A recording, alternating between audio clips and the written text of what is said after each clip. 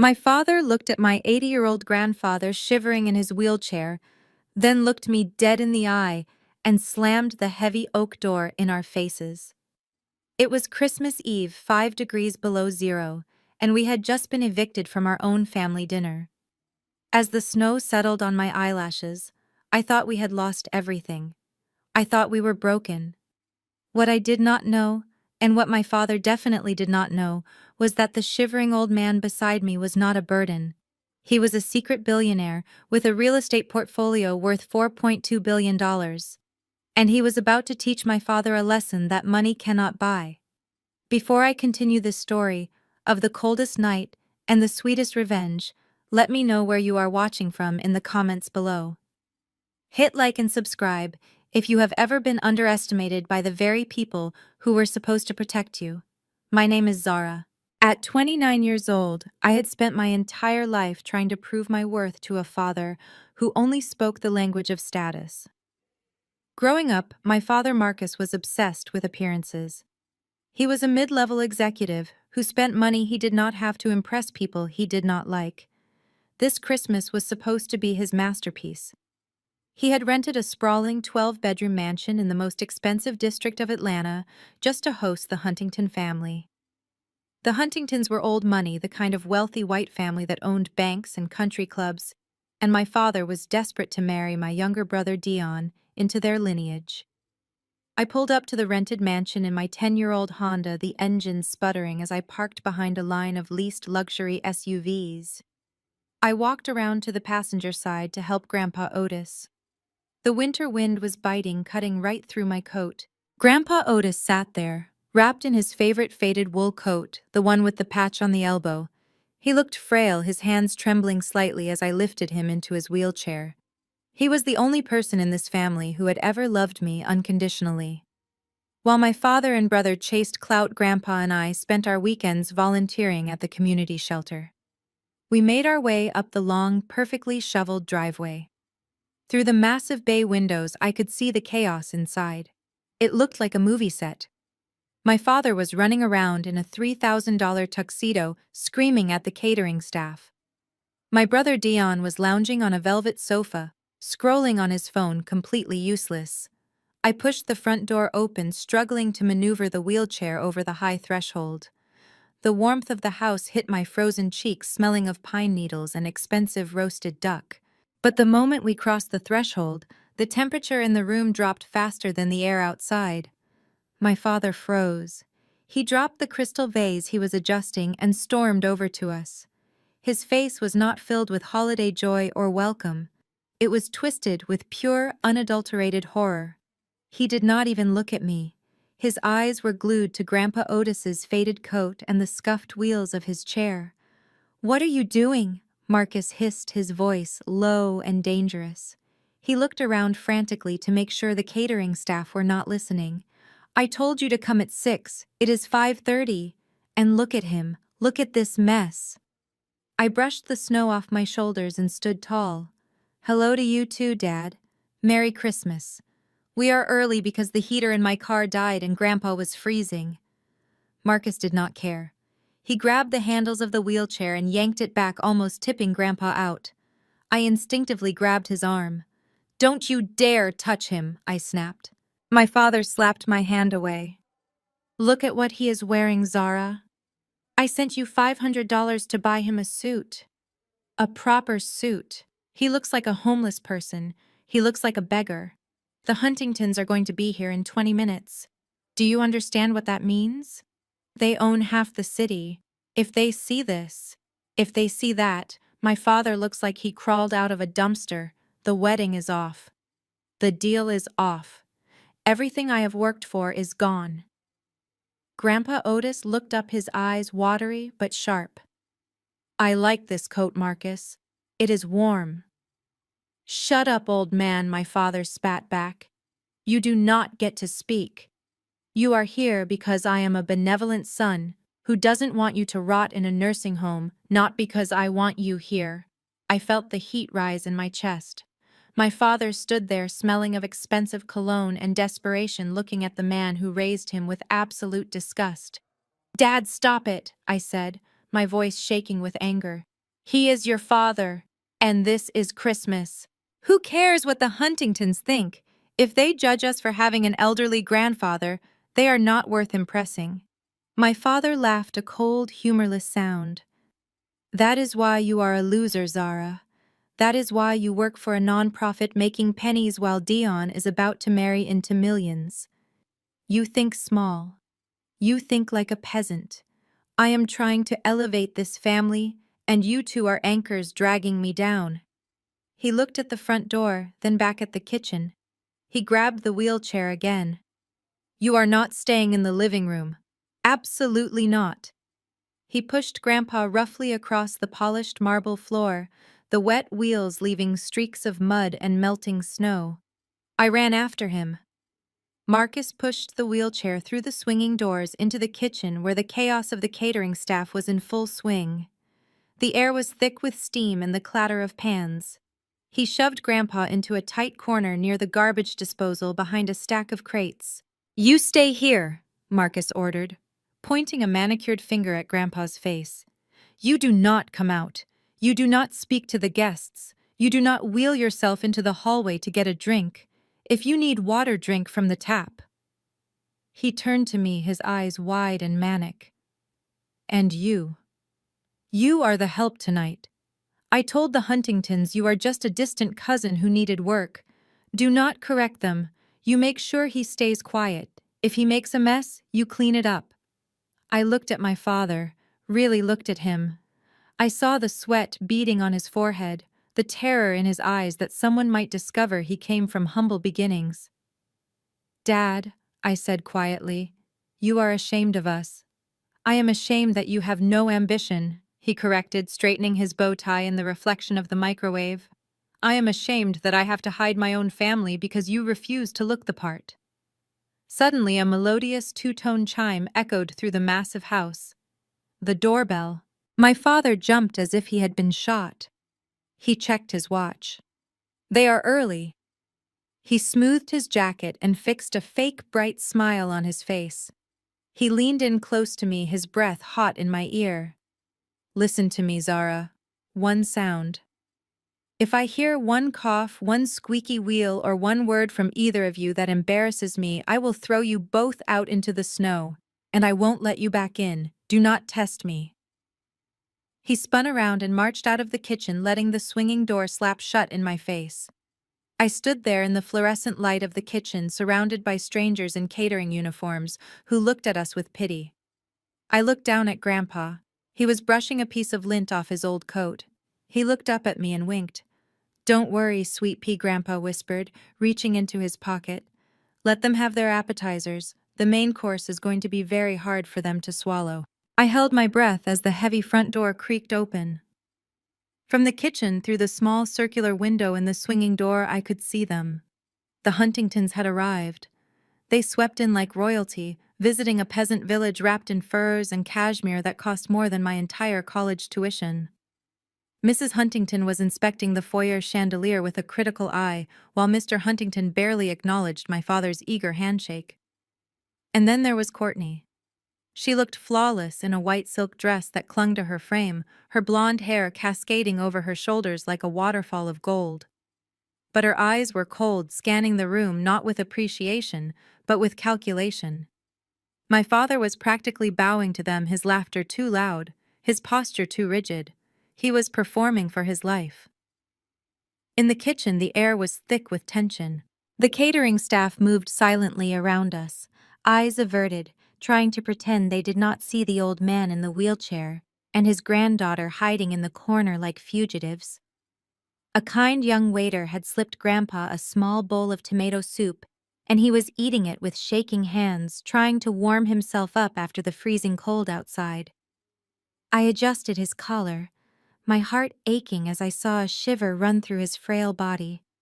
I just wanted this night to be over. I just wanted to get him home. Suddenly, the kitchen door swung open. The noise of the party surged in for a brief second before being cut off again. I spun around. It was Courtney. She stood there holding an empty wine glass, her blue eyes narrowing as they landed on us. She did not look surprised to see people back here. She looked annoyed that we were breathing the same air.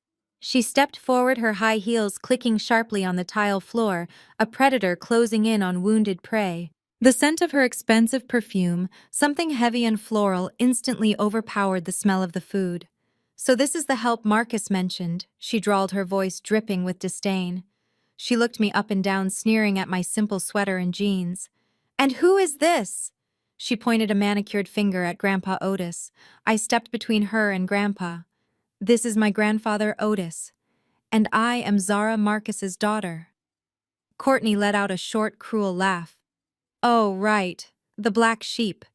Dion told me about you, the one who works with the poor people." She shook her head, turning her attention back to Grandpa. He was still holding the warm bowl of soup, looking up at her with confused, watery eyes. Courtney took a step closer, invading his personal space. She wrinkled her nose, making a show of being disgusted. "God, what is that smell? It smells like a nursing home and mothballs. It is making me nauseous." She reached over, pretending to reach for a bottle of water on the counter behind him. As she moved, her hip bumped hard against Grandpa's arm. It was not clumsy. It was deliberate. I saw the shift in her weight, the intentional shove. "Oops," she said flatly. The bowl of hot tomato soup flew from Grandpa's trembling hands. It splashed all over his chest, soaking into the old wool coat and splashing onto his neck. Grandpa gasped in pain, dropping the spoon as the red liquid stained everything. "Oh my God!" Courtney shrieked, jumping back as if she were the one who had been burned. "Look what you did, you clumsy old fool! You almost got that filth on my white silk dress." Grandpa was trying to wipe the hot soup off his neck, wincing. "It burns," he whispered, his voice cracking. "Zara, it burns." I saw red. The fear I had felt moments ago evaporated, replaced by a white-hot rage that started in my toes and exploded in my chest. I did not think about the consequences. I did not think about the billionaires in the other room. I only saw this entitled, cruel woman standing there, worried about her dress, while my grandfather was in pain.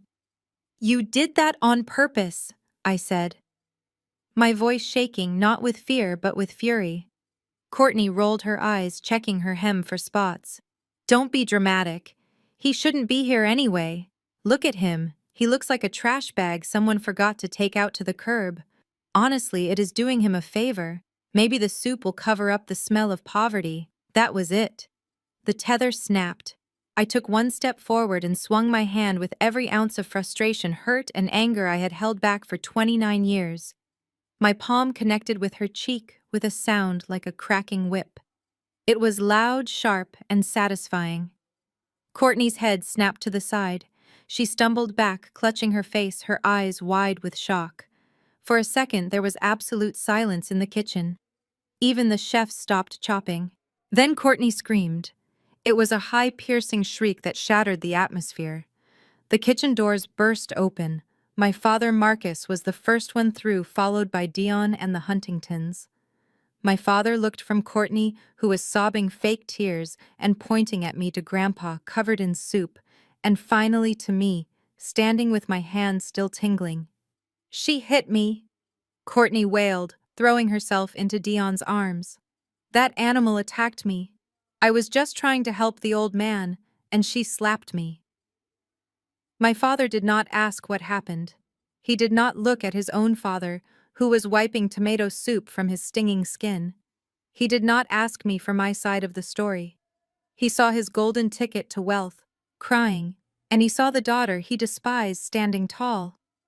Marcus crossed the room in 2 strides. He didn't speak. He just raised his hand and backhanded me across the face. The force of the blow knocked me sideways. I tasted blood. I grabbed the counter to steady myself, my ear ringing. "You ungrateful little wretch," my father hissed, his face purple with rage. He immediately dropped to his knees, not to check on me, but to grab a napkin and frantically dab at the invisible spots on Courtney's dress. "I am so sorry, Courtney. I am so sorry. She is mentally unstable. We were just about to have her committed." He stood up, grabbing me by the arm so hard his fingers dug into my muscle. He dragged me toward the back door, kicking Grandpa's wheelchair to get it moving. "Get out!" he roared. "Dad, please!" I choked out, wiping the blood from my lip. "It is freezing. Grandpa is wet. He will get hypothermia." "I don't care if he freezes into a block of ice," Marcus screamed, shoving the wheelchair through the back service door. The blast of winter air hit us like a physical blow. The snow was falling harder now, a white curtain of cold. My father shoved me out into the snow, causing me to stumble and fall onto the icy concrete. He looked down at us, framed by the warmth and light of the kitchen, looking like a demon guarding the gates of hell. "You are dead to me, Zara. You and this useless old man. Do not come back. Do not call. If I see your face again, I will call the police and have you arrested for assault." He grabbed the handle of the heavy steel door. "Dad, wait!" I cried out, reaching for him. "You made your choice," he spat. "Now live with it." He slammed the door shut. The lock clicked with a finality that echoed in the frozen night. We were alone. I looked at Grandpa. The hot soup on his coat was already turning cold, freezing against his chest. We were in the middle of a blizzard miles from home with no coats, no car keys, and no family left. I crawled over to Grandpa, wrapping my arms around him to share body heat, sobbing into his wet shoulder. I thought this was the end. I really did. But then I felt Grandpa's hand on my back. He was not shaking anymore. He was calm. "Dry your tears, Zara," he said, his voice cutting through the wind. "Reach into the lining of my right armrest." I looked at him confused. "Grandpa?" "Do it," he commanded gently. My fingers fumbled with the torn fabric of his old chair until I felt something cold and metallic. I pulled it out. It was a phone. But not just any phone. It was heavy with gold inlays and a satellite antenna. "Press the green button," he said, staring at the closed door of the mansion with a look of pure cold calculation. "It is time to call the cavalry. It is time they learn who they just threw out into the cold." The voice was quiet, but it cut through the wind. It did not sound like the wavering, cracked voice of the grandfather I had been caring for over the last 5 years. It sounded strong, deep, resonant. I looked up, blinking through my tears. Grandpa Otis was looking down at me, but his eyes were not watery or confused anymore. They were clear, sharp, and burning with an intensity I had never seen before. He was sitting up straighter. The tremor in his hands was gone. "Zara, listen to me," he said, squeezing my hand with a grip that was surprisingly firm. "Stop crying. Tears are for people who have no options, and we have plenty of options." "Grandpa, what are you talking about?" I stammered, confused by his sudden change in demeanor. "You are freezing. You are confused. We need to find shelter." He shook his head slowly. "I am not confused, Sweet Pea. I have never been clearer. For 10 years I played the part of the frail, poor old man because I wanted to see who in this family actually had a heart. I wanted to know who loved Otis the man and not Otis the wallet. Tonight my own son gave me his answer. And you gave me yours." He reached down to the right armrest of his battered second-hand wheelchair. The fabric was torn and frayed, held together by duct tape. I watched mesmerized as he dug his fingernail into the seam of the armrest and ripped the fabric open. Underneath the dirty padding and foam was a sleek black panel, and in the center of that panel sat a single golden button. It glowed faintly as if powered by an internal source. "Grandpa," I whispered, pulling back. "What is that?" Grandpa looked at the mansion where the silhouette of my father could be seen raising a toast in the window. Then he looked back at me with a smirk that was terrifyingly confident. "This," he said, "is the end of their world." He pressed the gold button. For a moment, nothing happened. Just the wind and the snow. I thought maybe he was delusional after all. But then the ground began to vibrate. It started as a low hum deep in the earth and grew louder. Then lights appeared at the end of the long driveway. Not the yellow dim headlights of a taxi or a tow truck. These were piercing blue-white beams of high-intensity LED light that cut through the blizzard like lasers. One pair of lights, then two, then three. Three massive black vehicles glided up the driveway, moving with a silent predatory grace. They were enormous. As they got closer, the light from the mansion illuminated the silver hood ornaments. The spirit of ecstasy, Rolls-Royces. Three Rolls-Royce Phantoms entirely blacked out, moving in perfect formation. I scrambled back, almost falling into a snowbank. My mouth fell open. I had never seen one of these cars in real life, let alone three. They stopped perfectly in sync, just inches from where we stood. The doors of the lead car flew open before the wheels even stopped rolling. Four men in immaculate black suits and earpieces jumped out. They did not look cold. They moved with military precision. They opened umbrellas, instantly creating a canopy over Grandpa and me, shielding us from the snow. A tall man with silver hair and the posture of a refined butler stepped out of the second car.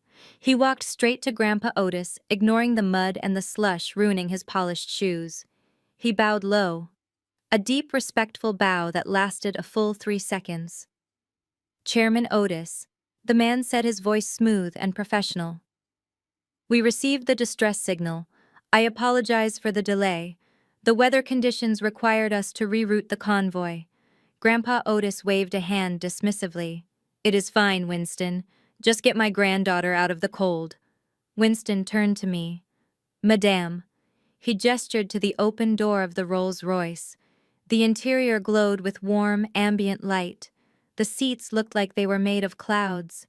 I stood frozen, looking from the car to my grandfather, in his rags, then back to the car. "Grandpa," I stuttered. "Whose cars are these? Who are these people?" Grandpa Otis leaned forward as two bodyguards gently lifted him from his wheelchair. They did not struggle. They handled him like he was made of porcelain and diamond.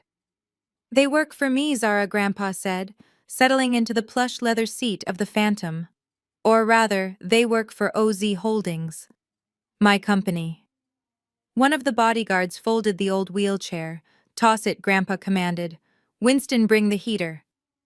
Winston draped a cashmere blanket over my shoulders and guided me into the car next to Grandpa. The warmth hit me instantly. It smelled of rich leather and safety. Winston leaned into the car window, his face serious.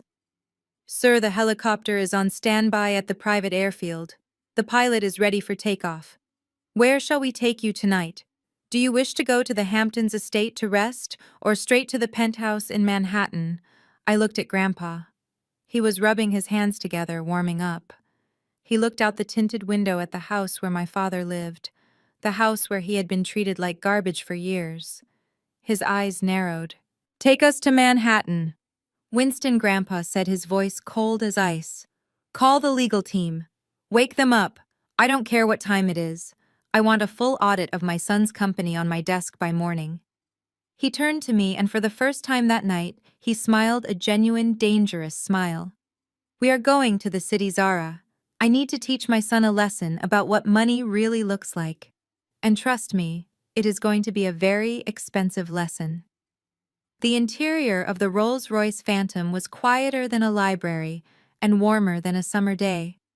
I sat frozen in the hand-stitched leather seat, staring at the crystal champagne flute that Winston, the silver-haired butler, had just placed in my trembling hand. Outside the tinted windows, the frozen world where I had been standing just minutes ago blurred into streaks of light.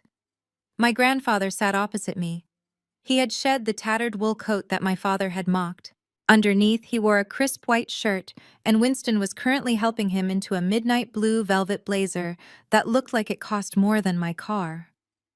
"Grandpa," I whispered, my voice barely audible over the hum of the engine. "Is this real? Are we dreaming? Did we die in the snow?" Otis chuckled, a deep, rich sound that filled the cabin. "We are very much alive, Zara. In fact, we are more alive than we have been in 10 years. He leaned forward, pouring himself a glass of sparkling water. "I know you have questions. You deserve answers. You see, everyone thinks I was just a carpenter. And I was. 50 years ago, I laid bricks, I poured concrete, but I also bought land. When Atlanta was just dirt roads and potential, I was buying every corner lot I could afford. When New York was recovering in the 80s, I was there buying distressed properties for pennies on the dollar.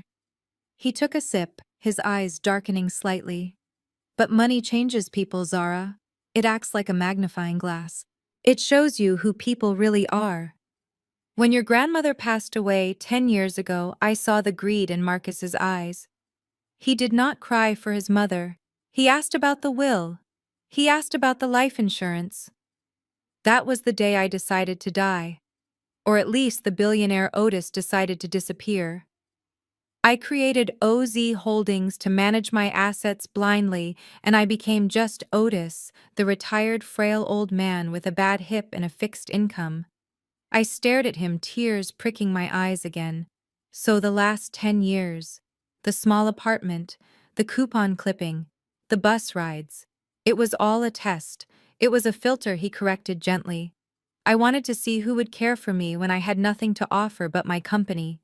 Marcus failed. Dion failed. They saw a burden. But you, Zara, you saw a grandfather. You came every Sunday. You cut my hair. You bought me medicine with your own small salary. You never asked for a dime. You passed the test a long time ago, sweet pea. I just stayed in character because I wanted to see how far Marcus would go. Tonight he showed me. He showed me he is willing to throw his own blood into the snow for the sake of appearances. The car slowed down. We had arrived in Manhattan.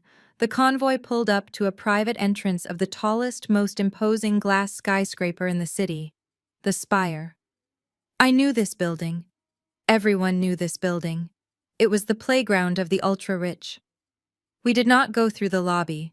We took a private elevator that moved so smoothly, I did not even feel it rising. When the doors opened, my breath caught in my throat. We were in the penthouse. It was a palace in the sky. The walls were made of floor-to-ceiling glass, offering a 360-degree view of the glittering New York skyline. The floors were heated marble. Art that I had only seen in textbooks hung casually on the walls. A Picasso. A Basquiat.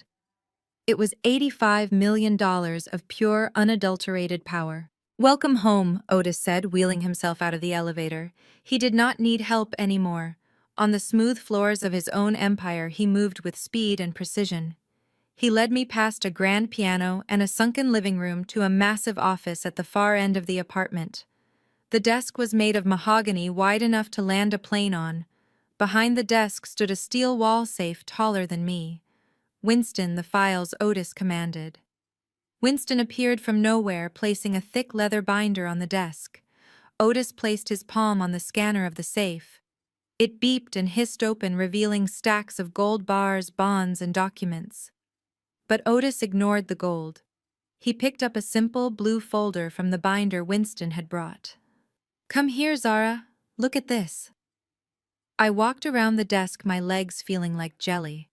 I looked at the documents spread out before me. They were loan agreements, mortgages, business credit lines. I recognized the company logo at the top of the debtor column. M.J. Enterprises, my father's company. "Your father likes to pretend he is a self-made tycoon," Otis said, his voice dripping with irony. "But the truth is, he is a gambler. He leverages everything. He borrows from Peter to pay Paul. Last year, he needed a massive injection of cash to keep his company afloat and to rent that ridiculous mansion for the wedding. He applied for a loan from a private equity firm called Centurion Capital." I looked closer at the paperwork. "And Centurion Capital is a wholly owned subsidiary of OZ Holdings." Otis finished, a wolfish grin spreading across his face.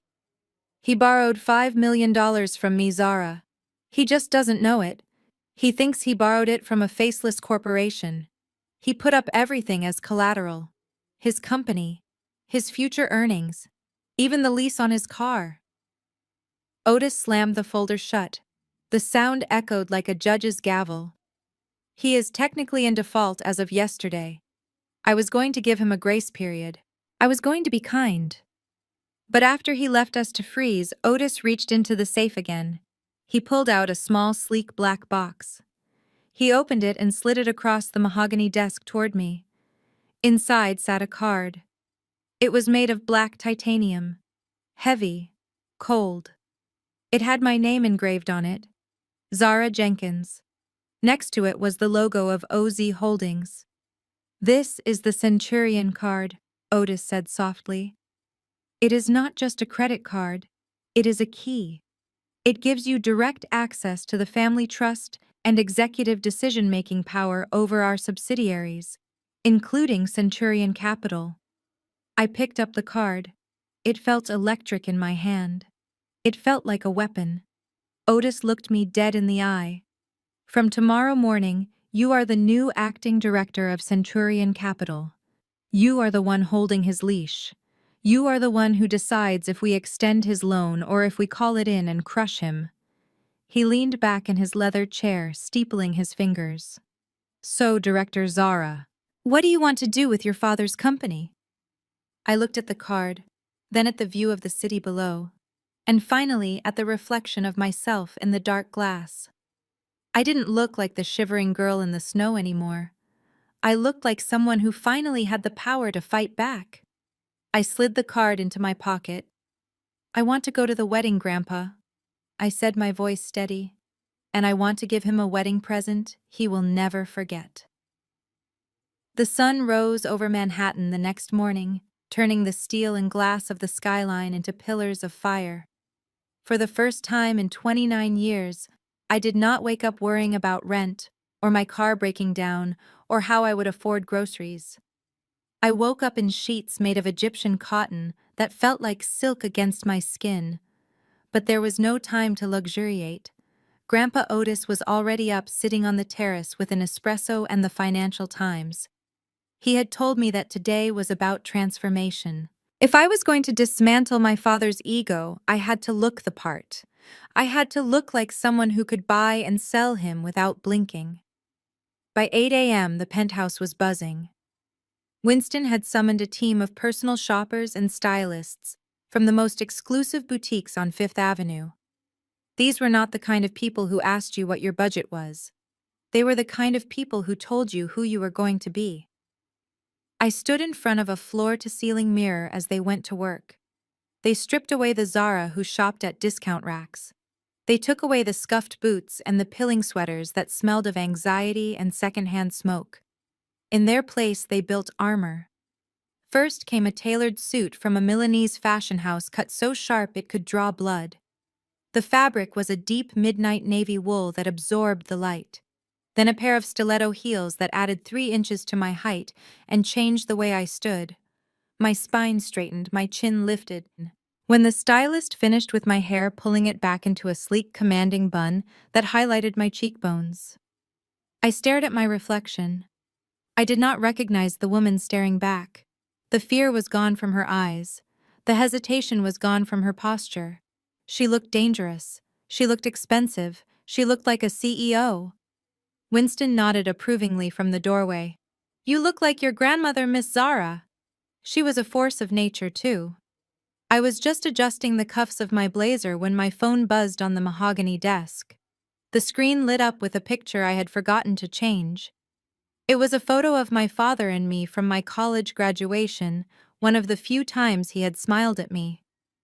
But the name flashing on the screen made my stomach tighten out of habit. Dad. For a second, the old Zara wanted to panic. The old Zara wanted to apologize. But then I felt the weight of the Centurion card in my pocket. I took a deep breath, picked up the phone, and swiped answer. I did not say hello. "You finally picked up?" Marcus barked. His voice was hoarse, probably from screaming at catering staff all night. "Do you have any idea what time it is? Do you have any idea the damage control I had to do last night after you and that senile old fool made a scene?" I walked over to the window, looking down at the city. The cars looked like ants. People like my father looked even smaller. "Good morning to you too, Marcus," I said, my voice cool and steady. "Don't you take that tone with me," he snapped. "Listen, I am going to give you one chance. Just one. Courtney is distraught. She says she feels threatened. She says she cannot focus on her wedding day because she is afraid you will come back and assault her again. I almost laughed. The image of Courtney, the pampered heiress who threw hot soup on an old man feeling threatened by me, was absurd. So here is the deal. Marcus continued, his voice dropping to that patronizing register he used when he thought he was being generous. You are going to come back to the house today. You are going to apologize to Courtney, on your knees if you have to. You are going to tell the Huntingtons that you are off your medication and that you are seeking help. And then during the wedding, you are going to help the serving staff. We are short a few waiters, and it is the only way you can make yourself useful. I listened to his demands, letting the silence stretch out. He really believed he still held the cards. He really believed that his approval was the oxygen I needed to breathe. Are you listening to me, Zara? He shouted. If you don't do this, if you don't fix this, I am cutting you off completely. No more contact, no more family gatherings. You will be an orphan. I looked at my reflection in the glass. I saw the power suit. I saw the skyline. And I realized that being an orphan from his toxic family was not a punishment. It was a liberation. I will be at the wedding, Marcus. I said, my voice dropping an octave. I will be there. And I will bring a gift that none of you will ever forget. Good. He huffed, clearly misinterpreting my compliance. And the apology. Oh, there will be an apology, I said. Someone will definitely be sorry. But let me be clear. I won't be the one kneeling. I hung up before he could respond.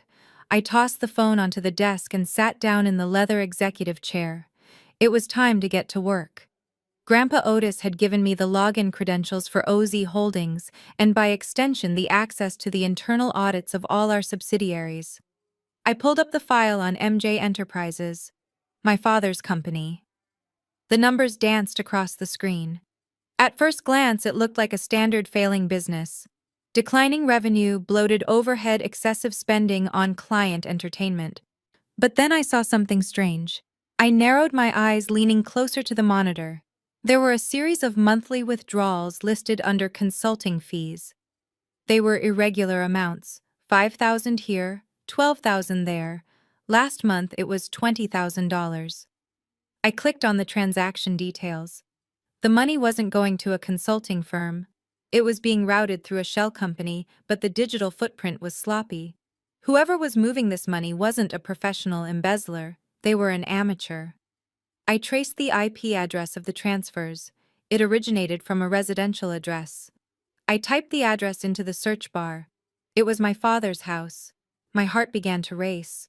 Was Marcus stealing from his own company to hide money from the creditors? It was possible, but then I looked at where the money ended up. The destination accounts were all linked to offshore platforms, not banks, gaming platforms, poker stars, BetMGM, crypto casinos. I cross-referenced the dates of the withdrawals with my family's calendar. The biggest withdrawal, $50,000, happened 3 days ago. The same day my brother Dion had posted a photo on Instagram of a new Rolex he claimed was a gift from the Huntingtons. I sat back in the chair, a slow smile spreading across my face. It wasn't Marcus. Marcus was too obsessed with his credit score to gamble on crypto. It was Dion. The golden child, the heir apparent, the boy who could do no wrong. He was siphoning money out of his father's dying company to fund a gambling addiction. He was stealing the very loan money that my grandfather had provided. I tapped the screen, highlighting the transactions. This was it. This wasn't just dirt. This was a nuclear bomb. Dion was about to marry into a banking family, a family that prized financial prudence above all else. If the Huntingtons knew their future son-in-law was an embezzler and a degenerate gambler, the wedding would not just be cancelled, it would be an execution.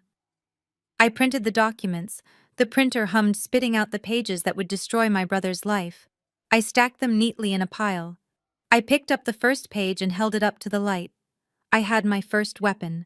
And God help them, I was going to use it. 2 hours later, My father walked into the downtown branch of Centurion Capital like he owned the building. Through the security feed on my laptop screen in the penthouse, I watched him adjust his silk tie in the reflection of the glass doors. He looked composed to the outside world, the very picture of a successful businessman, but I knew better. I zoomed in on his hands. They were trembling. He was sweating despite the aggressive air conditioning. He walked straight past the line of customers and approached the receptionist's desk, flashing that charming fake smile that had fooled people for decades. "I am here to see Gary Marcus," announced, leaning casually on the counter. "Tell him it is Marcus. He is expecting me. We have some paperwork to sign for the extension." The receptionist did not smile back. She did not reach for the phone to call the branch manager. Instead, she looked down at a typed memo on her desk, then back up at him with professional indifference. "Mr. Gary Wilson is no longer handling your account, sir," she said coolly. My father's smile faltered. "What do you mean? Gary and I play golf every Sunday. I just spoke to him yesterday. Stop playing games and get him out here. I am in a hurry." "I am afraid that is not possible," she repeated, her voice void of emotion. "Your file has been flagged for immediate review by the Risk Assessment Division. You have been directed to Conference Room B. The Vice President of Asset Recovery will speak with you remotely." I watched the color drain from his face. Asset recovery. That was the polite banking term for collections. That was the department you got sent to when the bank stopped being your friend and started becoming your executioner. He tried to argue, blustering about his reputation and threatening to take his business elsewhere, but the security guard took a step forward. My father, realizing he was making a scene, straightened his jacket and marched toward the conference room. Inside the soundproof glass room, he sat alone at the long table. I sat in my grandfather's office miles away, wearing a headset with a voice modulation software running. I took a sip of water, signaled to Grandpa Otis, who was watching with a gleam in his eye, and pressed the button to activate the speaker in the conference room. I kept the camera off. To him, I was just a black screen, Mr. Jenkins. A digitally deepened, distorted voice filled the room. "Thank you for joining us." My father jumped. He looked at the black screen, clearly unnerved. "Who is this? Where is Gary? I don't appreciate being treated like a delinquent. I have been a loyal customer for 20 years. Loyalty does not pay the principal balance." "Mr. Jenkins," I said, enjoying the way he flinched at the coldness of the voice. "I am the new acting director of this division. We have been reviewing the financials of MJ Enterprises. To be frank, the numbers are alarming.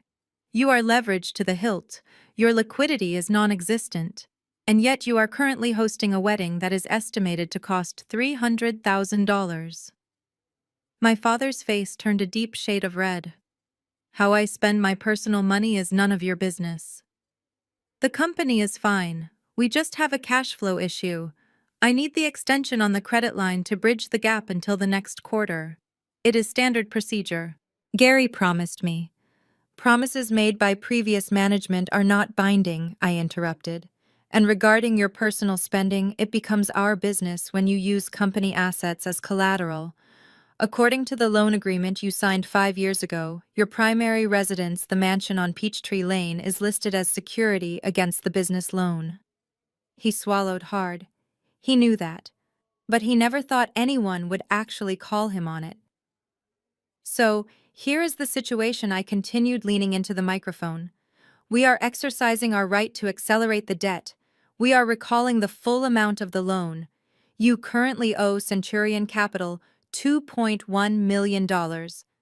"This is outrageous," he shouted, slamming his hand on the table. "You can't do that. I have 30 days' notice. I have rights." "Actually, you don't," I countered calmly, shuffling the papers on my desk, just so he could hear the sound. "Section 4, paragraph C of your contract states that if the lender suspects insolvency or misappropriation of funds, we can demand immediate repayment. And we have evidence of both." Silence. Absolute silence in the conference room. "We are giving you 48 hours, Mr. Jenkins. $2 million. If the funds are not wired to our account by noon on the day after tomorrow, we will initiate foreclosure proceedings on your home. We will seize the property, evict the occupants, and sell it at auction to recoup our losses. But he stammered, his arrogance completely gone, now replaced by pure panic. But the wedding. The wedding is in 3 days. The reception is at the house. You can't take the house. My future in-laws, the Huntingtons, they will see the eviction notices. It will ruin me. That sounds like a personal problem, I said, channeling every ounce of coldness he had shown me the night before. Perhaps you should not have spent so much money on appearances if you could not afford the foundation. 48 hours, Mr. Jenkins. Or you will be homeless. I cut the connection before he could beg. I watched on the screen as he sat there for a full minute, staring at the blank monitor, his mouth opening and closing like a fish out of water. Then he scrambled up, knocking his chair over, and ran out of the bank. I switched feeds.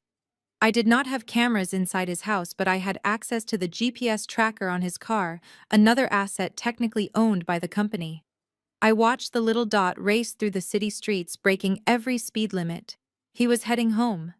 He was heading to his only perceived lifeline. In my mind, I could see exactly what was happening next. I knew the layout of that house better than anyone. I knew he would burst through the front door, bypassing the confused servants, and head straight for the game room where Dion spent his days. Back at the mansion, the scene played out exactly as I anticipated. My father threw open the door to the game room. Dion was lounging on the leather sofa, playing video games, a half-eaten sandwich on his chest. He didn't even look up when Marcus stormed in. "Turn it off!" Marcus screamed, ripping the power cord out of the wall. "Hey, Dion!" yelled, sitting up. "I was on a level, boss." "What is your problem? We are in trouble," Marcus panted, loosening his tie as he paced the room frantically. "The bank. They are calling the loan. They want $2 million in 2 days, or they take the house." Dion laughed nervously. "You are joking, right? Just call your friend Gary." "Fix it." "Gary is gone," Marcus roared. "There is no Gary. There is only a foreclosure notice. We need cash, Dion. We need liquid cash right now." He grabbed Dion by the shoulders, shaking him. "Listen to me. The wedding cannot be cancelled. If we lose this house before the wedding, the Huntingtons will know we are frauds. We need to sell everything." Marcus looked around the room, his eyes darting wildly. "Your car. The Porsche. We can get maybe 80,000 for it fast. And the watch, the Rolex Courtney's father gave you as an engagement gift. That is worth 50,000. Give it to me." Dion froze. His face went pale. He pulled his arm back, covering his wrist with his sleeve. "Give me the watch," Dion, Marcus shouted, holding out his hand. "We will sell it and buy a fake one to replace it. No one will know. We need every penny." Dion didn't move. He looked at the floor, beads of sweat forming on his upper lip. "I can't, Dad." "What do you mean you can't?" Marcus was hysterical now. He lunged forward and grabbed Dion's wrist, yanking the sleeve up. The wrist was bare. There was no gold Rolex, no diamond bezel, just pale skin. "Where is it?" Marcus whispered, his voice trembling with a new kind of fear. "Where is the watch?" Dion pulled away, backing up against the wall. I lost it. At the gym. Someone must have stolen it from my locker." "Don't lie to me," Marcus screamed. "You never go to the gym. Where is the watch? And where are the keys to the Porsche?" Dion started to cry. Not the fake manipulative tears he used to get his way, but real tears of terror. "Dad, please. I thought I could win it back. I had a system. It was a sure thing." "Win what back?" Marcus asked, his voice barely a whisper. "The money," Dion sobbed. "I needed money for the bachelor party. I took a loan against the car title. And the watch, I sold it to a guy in Jersey. I put it all on Black Dad. I thought I could double it. I thought I could help you pay for the wedding." Marcus stumbled back as if he had been physically struck. He collapsed onto the sofa, staring at his golden child. "You sold the car. You sold the gift from the Huntingtons." "I lost it all," Dion wailed, sliding down the wall to the floor. I lost it all last night. I don't have $1, Dad. I owe bookies another 50 grand. If I don't pay them, they said they are coming to the wedding to break my legs. The room fell into a horrified silence. My father sat there, the weight of his entire life collapsing on top of him. No money, no assets, a son who was a thief and a gambler, and a deadline of 48 hours before the world found out he was a fraud. Miles away in the penthouse, I took off my headset. I looked at the stack of gambling records on the desk. This was just the beginning. The money was gone. Now it was time to take away their dignity. The afternoon sun reflected off the polished glass doors of the flagship Tiffany store on Fifth Avenue. I adjusted my oversized designer sunglasses and stepped inside. The air conditioner hummed with a scent of expensive perfume and old money. For the first time in my life, I did not feel like an intruder in a place like this. I walked across the plush carpet, my heels clicking with a rhythm that demanded attention. I was not here to browse timidly. I was here to find a retirement gift for Grandpa Otis, something timeless to replace the cheap watch he had worn for 20 years to maintain his cover. I was examining a platinum chronograph in a private viewing case when the peaceful atmosphere shattered. I heard a high-pitched laugh that made the hair on the back of my neck stand up. It was a laugh I knew better than my own name. It was Courtney. I stiffened but did not turn around. In the reflection of the glass display case, I saw them. Courtney and her mother, Mrs. Huntington, were sweeping through the entrance like they owned the building. They were flanked by two sales associates who were practically bowing as they walked. Courtney was pointing at things, randomly demanding to see trays of diamonds, treating the staff like personal servants. I tried to focus on the watch, hoping they would move to the bridal section on the second floor. But luck was not on my side. Courtney's eyes scanned the room and landed on me. Or rather, she landed on the diamond-encrusted necklace that the associate had just placed on the velvet tray next to the watch I was viewing. "Oh my God, Mom! Look at that!" Courtney squealed, pointing directly at my station. "That is the exact necklace I wanted for the rehearsal dinner. It matches my earrings perfectly." She marched over her mother, trailing behind her, with a look of bored entitlement. Courtney did not recognize me. With my hair pulled back in a sleek bun, the dark sunglasses covering half my face, and the $3,000 navy suit, I looked nothing like the girl she had covered in soup the night before. To her, I was just an obstacle.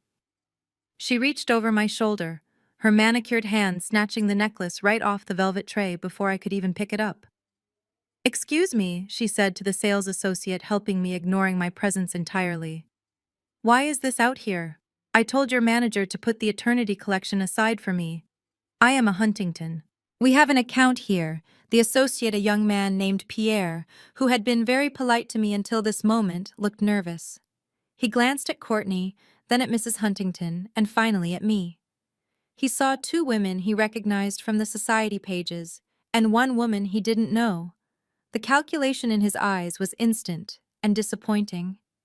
"I am so sorry, Miss Huntington," Pierre stammered. "I didn't realize. This lady was just looking at it." "Looking is free," Courtney scoffed, dangling the $50,000 necklace from her finger. "But buying is a different story. And frankly, I don't think she looks like a buyer. She looks like a personal shopper or an assistant." She turned to me, a smirk playing on her lips. "You don't mind, do you? I am getting married this weekend, and this is essential. You can find something in the silver section downstairs. It is much more affordable." Mrs. Huntington chuckled.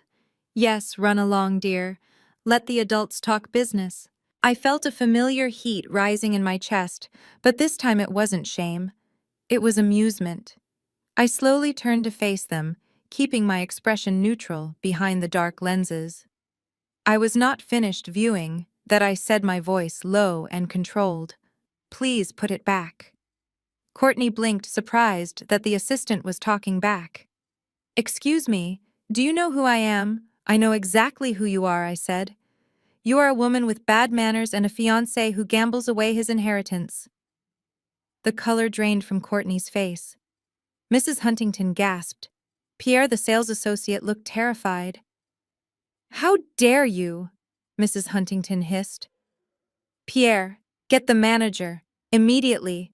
I want this person removed from the store. She is harassing us. The manager, a tall man with a thin mustache named Mr. Sterling, hurried over. He had clearly sensed the disturbance in the force of his wealthy clientele. What seems to be the problem, ladies? Mr. Sterling asked, clasping his hands. This woman is refusing to give up the necklace I reserved, Courtney lied smoothly, putting on her victim voice. And she just insulted my family. I want her gone. If she stays, the Huntingtons will never spend another dime in this establishment. Mr. Sterling turned to me. His face hardened. Miss, I am going to have to ask you to leave. We value our VIP clients and we cannot have you disturbing them. Please step away from the counter. I did not move. I stood my ground, feeling the Centurion card burning a hole in my pocket. So that is how it works? I asked Mr. Sterling.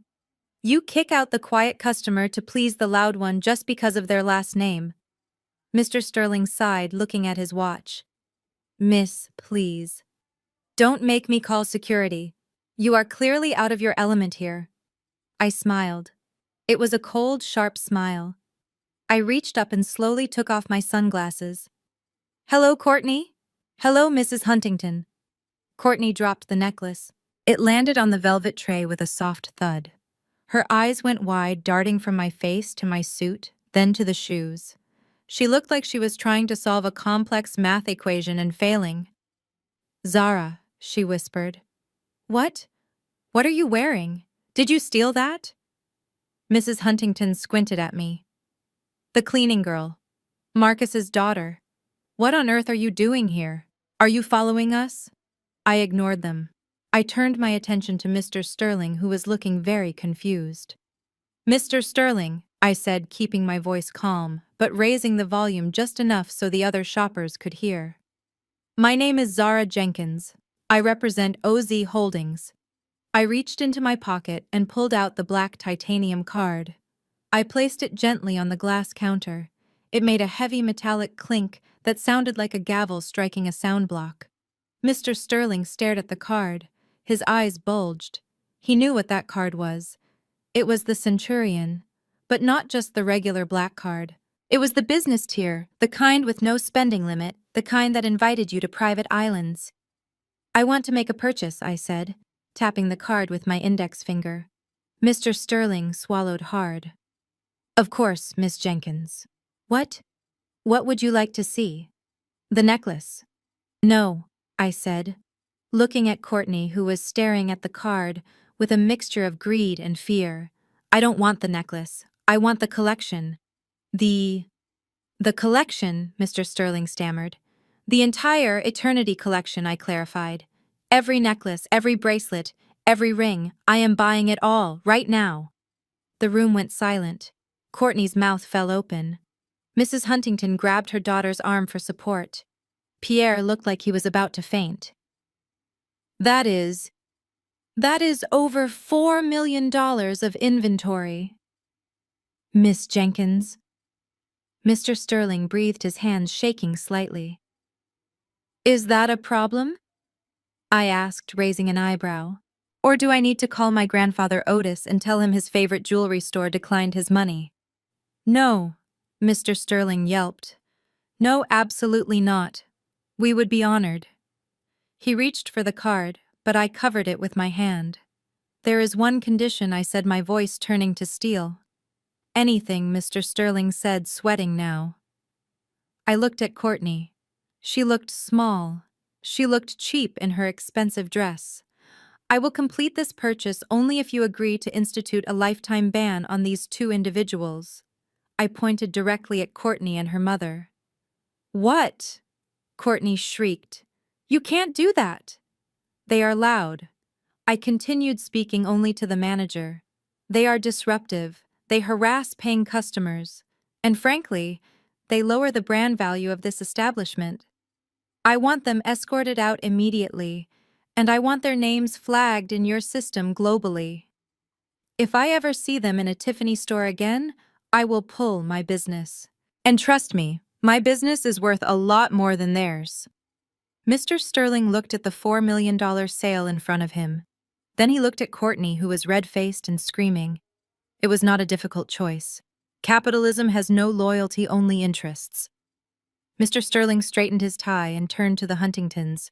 Ladies, he said, his voice firm, I'm going to have to ask you to leave. You have got to be kidding me, Mrs. Huntington yelled. Do you know who my husband is?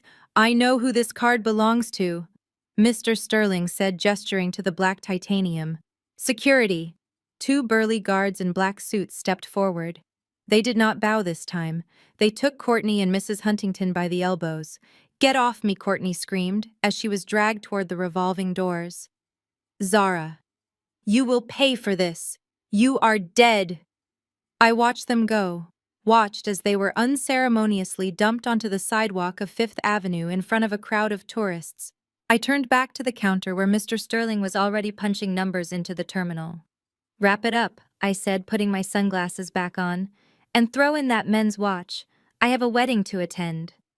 The rehearsal dinner was held at the St. Regis, a venue so opulent it made my father's rented mansion look like a shack. Crystal chandeliers dripped from the ceiling like frozen tears, and the air smelled of lilies and desperation. I arrived 20 minutes late, a power move I had learned from Grandpa Otis. I was not driving my Honda tonight. I stepped out of a blacked-out Rolls-Royce Phantom, the flashbulbs of the society photographers popping like fireflies. They did not know who I was yet, but they knew money when they saw it. And tonight I looked like money. My dress was a custom emerald silk gown that hugged every curve, a sharp contrast to the plain, oversized clothes I used to wear to hide myself. My hair was swept up in an intricate chignon, and around my neck sat the diamond necklace from the Eternity collection, the very one Courtney had tried to snatch from me earlier. I walked past the security checkpoint, my heart hammering against my ribs, not with fear, but with adrenaline. Inside the ballroom, the atmosphere was tense. I could see my father Marcus circulating the room with a manic energy. He was laughing too loud, drinking too fast. He had managed to secure this venue at the last minute, likely using the cash he got from the loan sharks after the bank cut him off. He was walking a tightrope over a pit of vipers, and he had no idea I was the one holding the scissors. Mr. Huntington was standing near the bar, looking bored. He was a man who only cared about two things: his bank balance and his golf handicap. Grandpa Otis had arranged my entry perfectly. A quick call to an old associate meant that tonight I was not Zara Jenkins, the unwanted daughter. I was ZJ, the representative of a private equity firm looking to acquire mid-sized banks. Mr. Huntington had been begging for a meeting with my firm for months. I approached the group. My father was currently bragging to Mr. Huntington about his imaginary real estate portfolio. And of course, we are looking to expand into the European market next quarter, Marcus was saying, swirling his scotch. The opportunities in London are just too good to pass up. Mr. Huntington nodded politely, his eyes scanning the room for someone more important. Then he saw me. His eyes widened. He tapped my father on the shoulder. Marcus, quiet down. Mr. Huntington whispered, I think that is her. That is the investor from OZ Holdings. My father turned around. He looked right at me. For a second time, stopped. I waited for the recognition. I waited for him to scream, to point, to call security, but he didn't. He looked at my face, at my eyes, the same eyes he had looked into for 29 years, and he saw nothing. He saw the expensive dress, he saw the diamonds, he saw the power, but he did not see his daughter. It was the ultimate insult, and yet it was the ultimate disguise. He straightened his tie and put on his most obsequious smile. Good evening, madame, he said, bowing slightly. I am Marcus Jenkins. It is an honor to have you here. I extended my hand, my expression cool and detached. I did not smile. Mr. Jenkins, I have heard a lot about you. He beamed clearly, thinking his reputation preceded him in a good way. Only good things, I hope. Please allow me to introduce my son, Dayon. He is the groom and the future of our family enterprise. Dayon stepped forward. He looked terrible. His eyes were bloodshot and he was sweating through his tuxedo. He shook my hand with a clammy grip, his gaze darting around the room as if he expected a bookie to jump out from behind the curtains. "Pleasure," Dion mumbled. We moved to the table. I was seated in the place of honor right between Mr. Huntington and my father. Courtney sat across from me. She was staring at my necklace with a look of intense jealousy, but she didn't recognize me either. To them, Zara was a mousy, poor girl with frizzy hair and cheap clothes. This woman, this ZJ, was a titan. The waiter poured the wine. It was a vintage Bordeaux costing $500 a bottle. My father raised his glass for a toast. To family, Marcus announced, his voice booming. To legacy. To the union of two great houses. I raised my glass, watching him over the rim. "It is interesting you mention legacy, Mr. Jenkins," I said, my voice smooth and low. "In my research of your company, I noticed some discrepancies in the family trust. I understood you had other dependents." The table went quiet. Courtney stopped chewing. Dion dropped his fork. My father stiffened.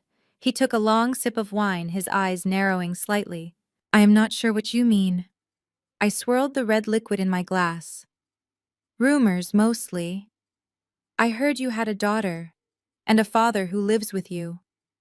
I was hoping to meet them. I admire men who take care of their elders." Marcus let out a short, nervous laugh. He waved his hand dismissively, as if swatting away a fly. "Oh, that. You have been misinformed, I am afraid. Sad business, really." He leaned in closer, lowering his voice to a conspiratorial whisper, as if sharing a tragic secret. "I did have a daughter once, and a father, but they are no longer with us." I felt a cold chill run down my spine. "What do you mean?" I asked, gripping the stem of the wine glass so hard I thought it might snap. "They passed away." Marcus lied, his face arranging itself into a mask of fake sorrow. "A car accident, years ago. It was a terrible tragedy. My father was a good man, but he was troubled. And my daughter, well, she had her own demons. It was a dark time for the family. But we persevered. Now it is just Dion and me. We are the survivors." I stopped breathing. I stared at him. This man who had raised me. This man who had thrown me out into the snow just 24 hours ago.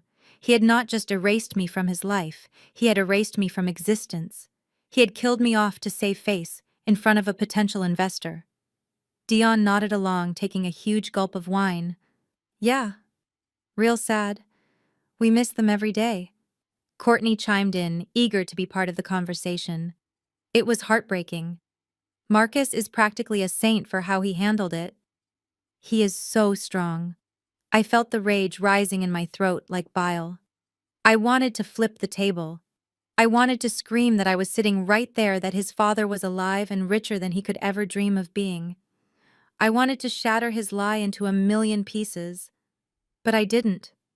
I forced my hand to relax. I took a slow sip of the expensive wine. It tasted like blood. I set the glass down with a deliberate click. "That is truly tragic, Mr. Jenkins," I said, my voice devoid of emotion. "I hate to hear about wasted potential. But I suppose some branches of the family tree need to be pruned for the others to flourish." "Exactly," Marcus said, relieved that I bought his story. "You understand business. You understand that sometimes you have to cut your losses." He smiled at me, a smile of complicity. He thought we were the same. He thought we were both sharks. He had no idea. I checked my watch. It was almost time. I had one more card to play tonight, one more little push to send them over the edge before the grand finale at the wedding. I turned to Mr. Huntington. "By the way, sir, I received an interesting email this morning regarding the groom's financial standing. I think you should see it." I signaled to the waiter, who handed a tablet to Mr. Huntington. On the screen was the video I had prepared. It wasn't the gambling video yet. No, I was saving that. This was a video of Dion at a nightclub 2 nights ago, bragging to a stripper that he was only marrying Courtney for her daddy's money so he could pay off his debts. I watched Mr. Huntington's face turn purple. I watched Courtney lean over to see the screen. I watched the color drain from Dion's face as he realized his private confession was now public property. I stood up, smoothing my silk dress. "If you will excuse me," I said to the stunned table. "I have an early morning. But I will see you all at the wedding. I have a feeling it is going to be an event to die for." I walked away as the shouting started behind me. I didn't look back.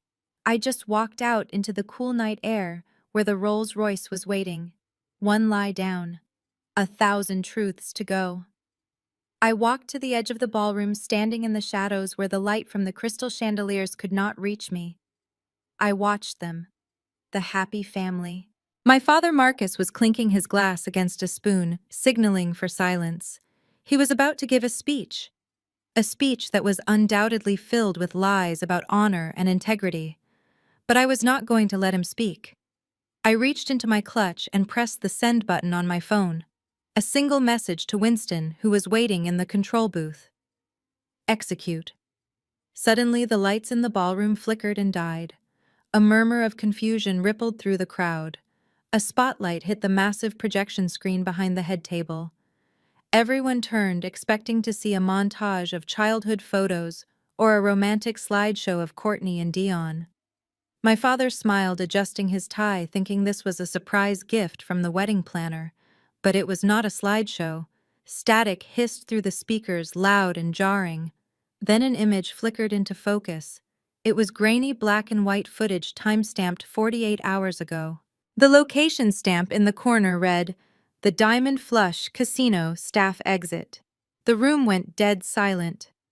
On the screen, my brother Dion was not looking like the polished groom sitting at the table.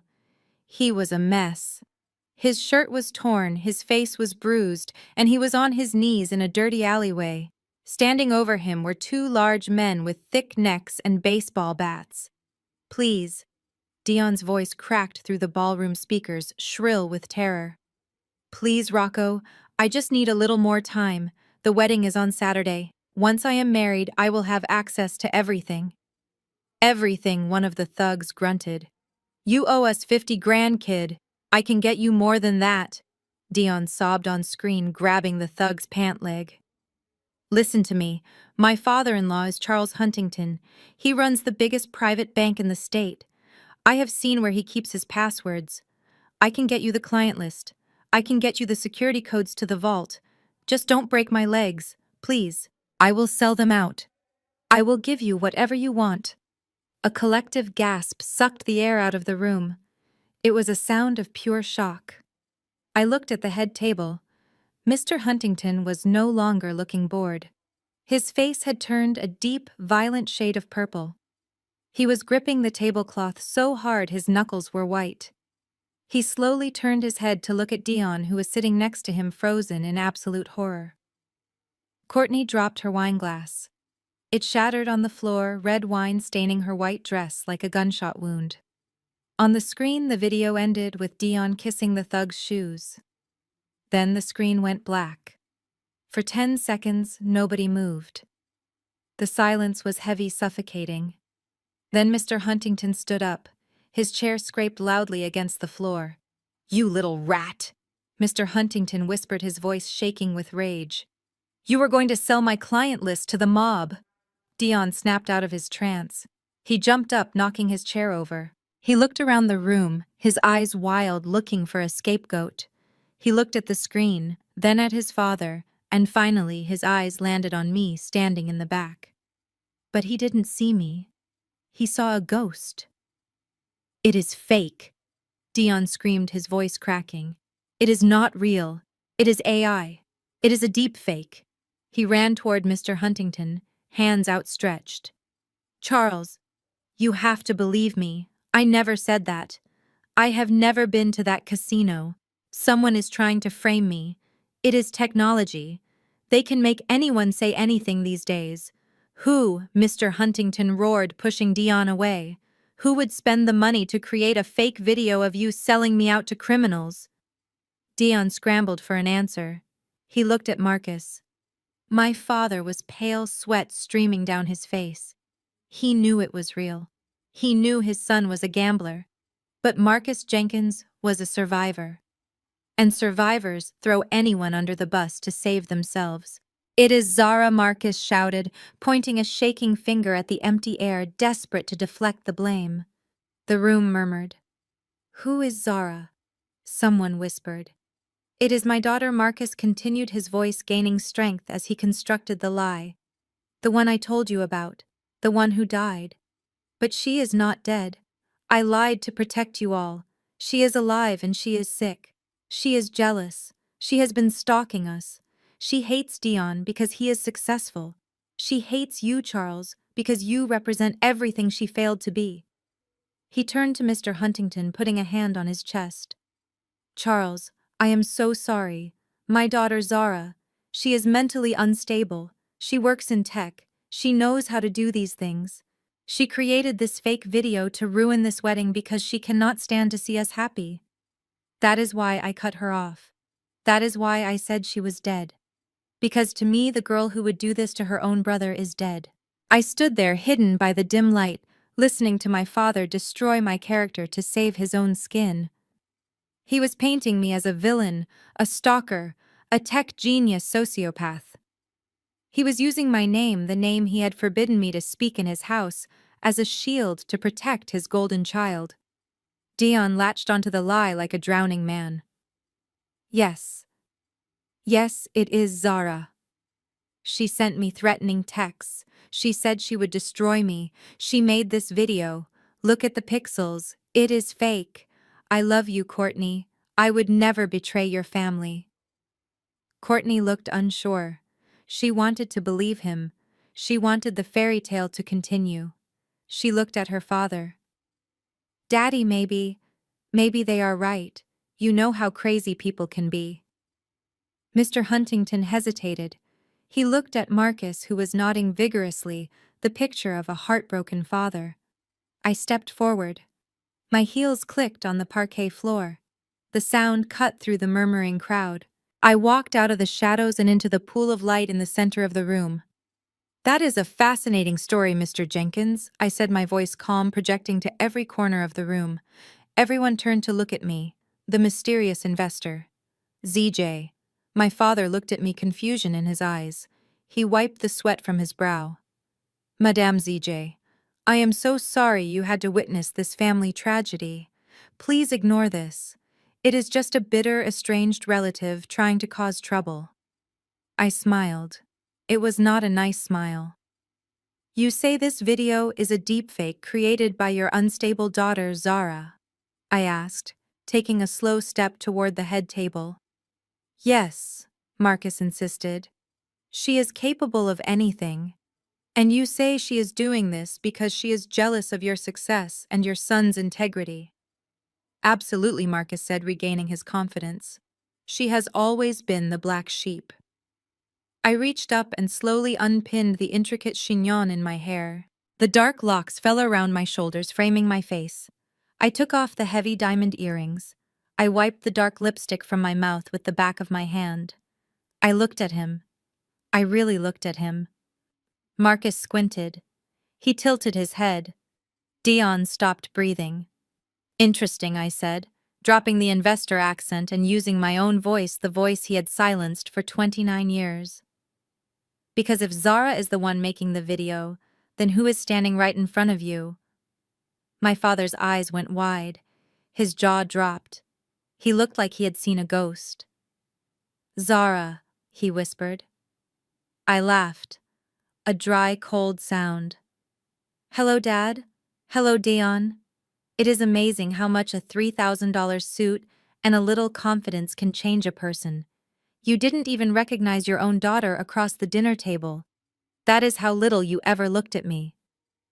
Dion pointed at me, his hand shaking uncontrollably. It is her. See? I told you. She is here. She is the one doing this. I turned to the crowd, addressing the hundreds of guests. My brother and father are right about one thing. I am Zara. And I did bring that video, but I didn't make it. I didn't need to use AI to make Dion look like a criminal. He did that all by himself. I turned back to Mr. Huntington. You want proof it is not a deepfake, sir? Deepfakes don't come with bank transfer records. I pulled a folded piece of paper from my clutch. This is a transaction record from the OZ Holdings secure server. It shows a transfer of $50,000 from Marcus Jenkins's business account to an offshore gambling site. The transfer was authorized by Dion Jenkins. The IP address matches the Wi-Fi at your house, Marcus. I threw the paper onto the table. It landed right in front of Mr. Huntington.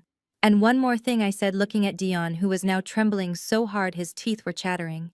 That video was taken 48 hours ago, but I have another one. Would you like to see what your fiancé was doing last night while you were sleeping, Courtney? Dion screamed. No, don't. Please. I smiled. Winston, play the next clip.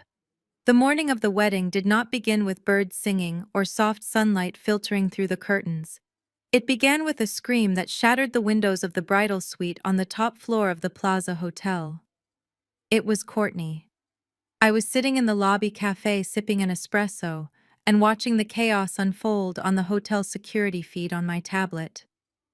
It was cruel, perhaps, but after 29 years of being treated like a stain on their perfect reputation, I felt entitled to a little entertainment. Courtney was standing in the middle of the room wrapped in a silk robe, her face a mask of absolute horror. The dress rack that was supposed to hold her $50,000 custom Vera Wang gown was empty. In its place hung a plastic garment bag with a note attached. I zoomed in on the screen. The note was from the bridal boutique. It read simply, "Order canceled due to payment failure. Please find enclosed a floor sample as a courtesy replacement." No! Courtney shrieked, tearing the plastic bag open. Inside was a dress, but it was not the white silk masterpiece she had ordered. It was a sample size from 3 seasons ago.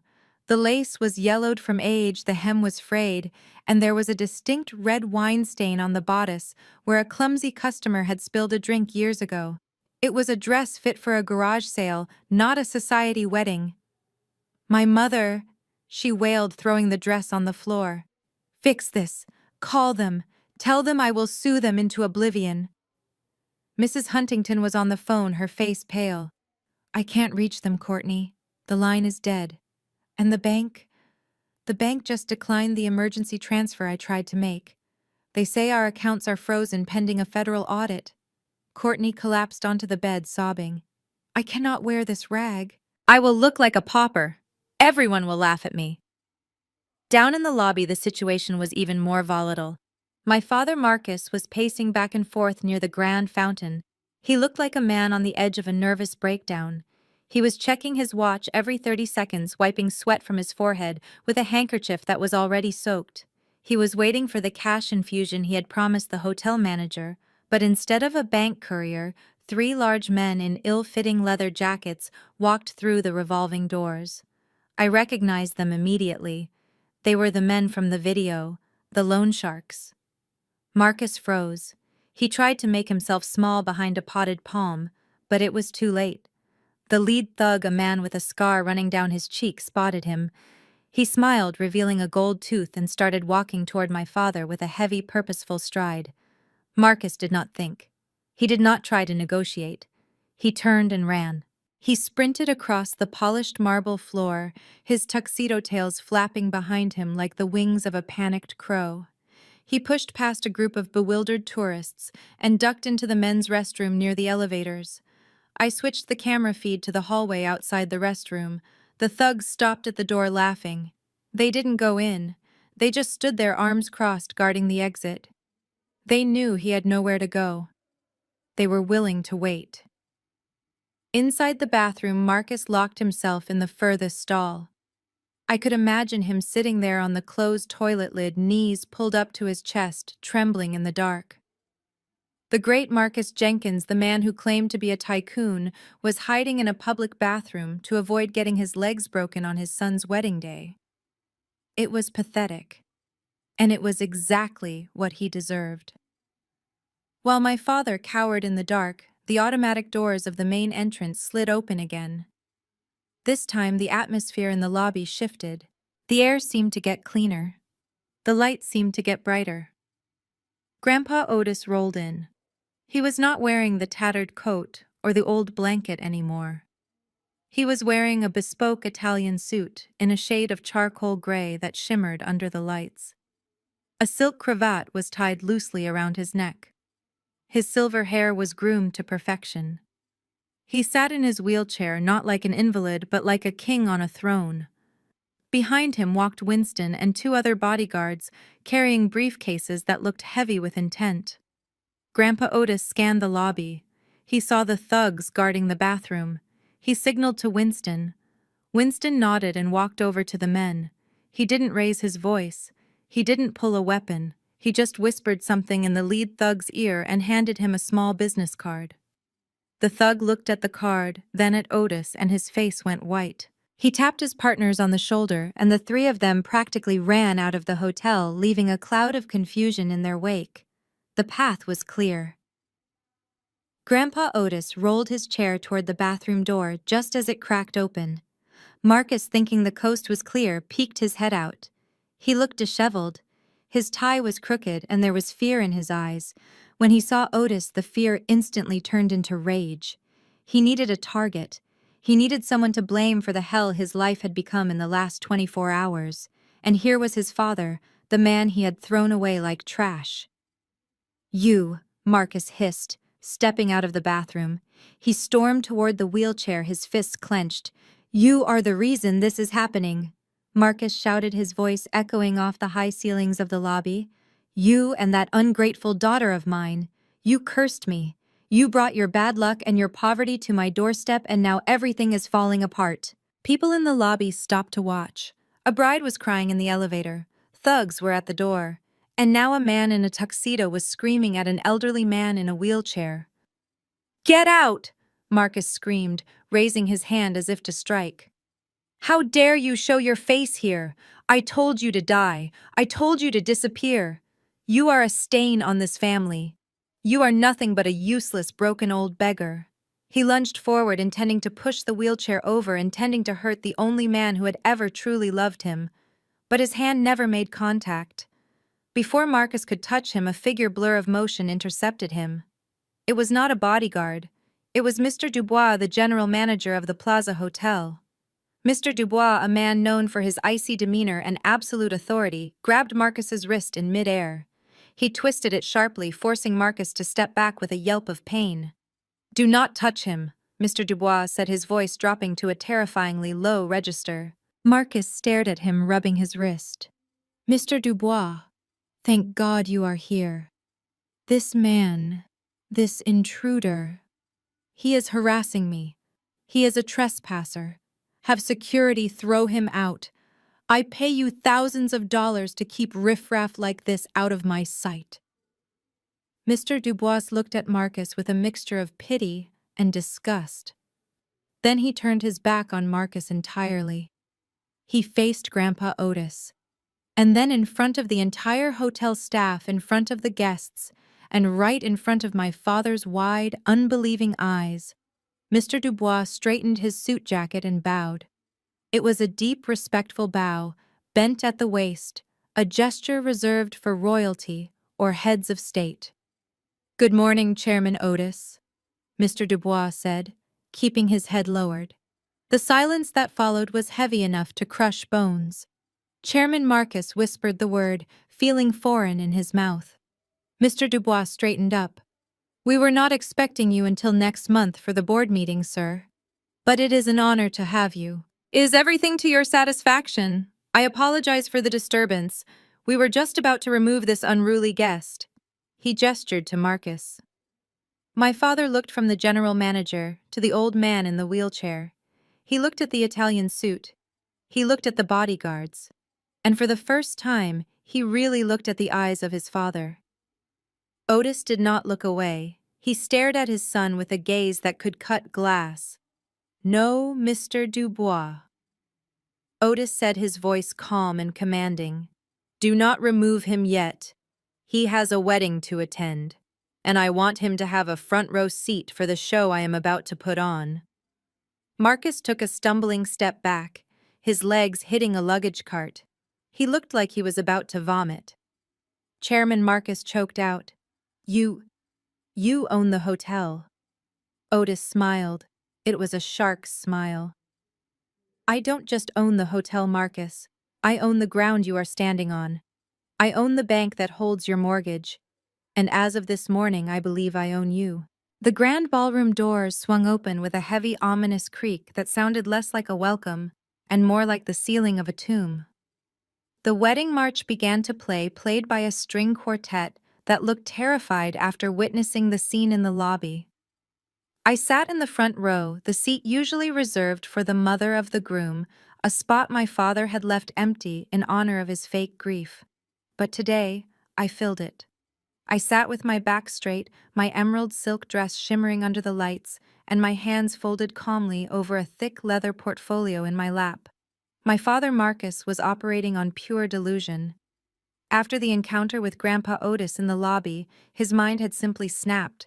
He had convinced himself that if he just got through the next 20 minutes, if he just forced the rings onto fingers and signed the marriage license, everything would magically fix itself.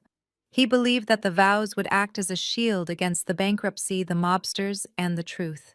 He was practically dragging Courtney down the aisle. And Courtney, oh, Courtney looked tragic. The sample dress she had been forced to wear was ill-fitting, tight in the hips and loose in the bust, with that faint red wine stain on the bodice visible to anyone with sharp eyes. She was not glowing. She was fuming.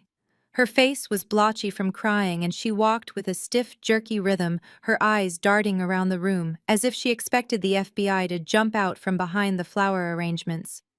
Dion stood at the altar looking like he was facing a firing squad rather than a bride. He was sweating so profusely that his collar was already soaked through. He kept patting his pocket, checking for the rings, or maybe checking to see if his phone was still blowing up with threats from his bookies. The guests were not smiling. They were whispering. The air was thick with gossip. They had seen the video of Dion in the alleyway. They had seen the police cars outside.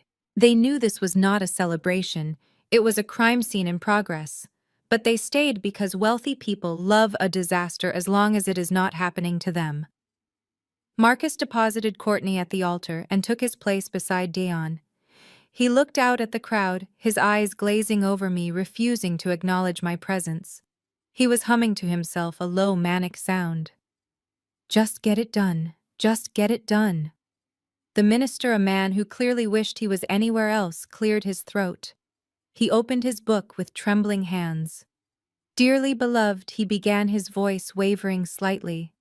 We are gathered here today to join this man and this woman in holy matrimony. I watched Dion flinch at the word holy. There was nothing holy about this union. It was a transaction, a merger of debts and lies. The minister rushed through the opening remarks, skipping the usual anecdotes about love and commitment. He could feel the tension in the room. He wanted to get to the vows, get his check, and leave before the police arrived. If there is anyone here present, the minister said, looking down at his book, rather than at the congregation, who can show just cause why these two should not be legally joined, let him speak now or forever hold his peace. It is the moment in every movie where the music swells and the drama peaks. In real life, usually there is just an awkward silence. But not today. The silence that filled the room was heavy, electric. Marcus closed his eyes, praying. He was mentally willing the minister to move on. He was counting the seconds. 1, 2, 3. I let the silence stretch for 5 seconds. I wanted them to think they were safe. I wanted them to exhale. Then I stood up. The sound of my heels clicking on the marble floor was the only sound in the room. I didn't shout. I didn't wave my arms. I just stood there, towering over the seated guests in the front row. I object, I said. My voice was calm, clear, and carried to the back of the room without a microphone. Marcus's eyes snapped open. Dion looked like he was going to faint. Courtney spun around her veil, whipping across her face. At first, they didn't process who I was. They saw the expensive dress, the diamonds, the hair. They saw ZJ, the investor. Miss ZJ. Marcus stammered, stepping forward, his hands raised in a placating gesture. Please, this is a misunderstanding. Whatever you have heard, we can discuss it after the ceremony. This is a private family moment. I reached up and slowly removed the diamond pins from my hair, letting it fall loose around my face. I wiped the remaining makeup from my eyes. I tilted my head looking at him with the same expression I used to have when I was 10 years old, and he would scold me for reading too much. "It is a family moment, Dad," I said, dropping the formal tone. "That is exactly why I am standing." The recognition hit him like a physical blow. He stumbled back, gripping the altar rail for support. "Zara?" he gasped. A ripple of shock went through the crowd. "Is that the daughter?" someone whispered. The dead daughter. The stalker. Courtney's face twisted into a mask of pure, ugly hatred. She didn't care about the plot twist. She didn't care about the drama. She only knew that the person she considered a peasant was ruining her moment. "You?" Courtney shrieked, her voice cracking. "You are the one from the store. You are the one who slapped me." She pointed a shaking finger at me, her face turning purple. "Security!" she screamed, stomping her foot like a toddler. "Security! Get in here! Get this trash out of my wedding!" Two confused security guards stepped forward from the back of the room. They looked at me, then at the hysterical bride. "She is a beggar!" Courtney yelled, her voice echoing off the vaulted ceiling. "She is a nobody. She is just a jealous poor little rat trying to ruin my life. Throw her out into the street where she belongs." My father found his voice. "Yes, do as she says. Remove this woman. She is trespassing. She is mentally unstable." The guards moved toward me. The guests held their breath. This was it. The humiliation. The public shaming. I didn't move. I didn't flinch. I just slowly lifted the leather portfolio I had been holding. I opened it, pulling out a sheaf of documents stamped with the official seal of the city and the bank. I turned to the security guards. "Gentlemen," I said, my voice cutting through Courtney's screaming. "Before you touch me, you might want to check who signs your paychecks." The guards hesitated. They stopped 10 feet away. I turned back to Courtney and my father, holding the documents high so everyone could see the gold-embossed letterhead of OZ Holdings. "You want to throw me out, Courtney?" I asked, taking a step toward the altar. "You want to throw out the trash?" I took another step. "Well, this trash just bought the mortgage on your father's house this morning. And this trash owns the debt that Dion used to buy your ring. And most importantly, as of 10 minutes ago," I slammed the portfolio shut with a crack that sounded like a gunshot.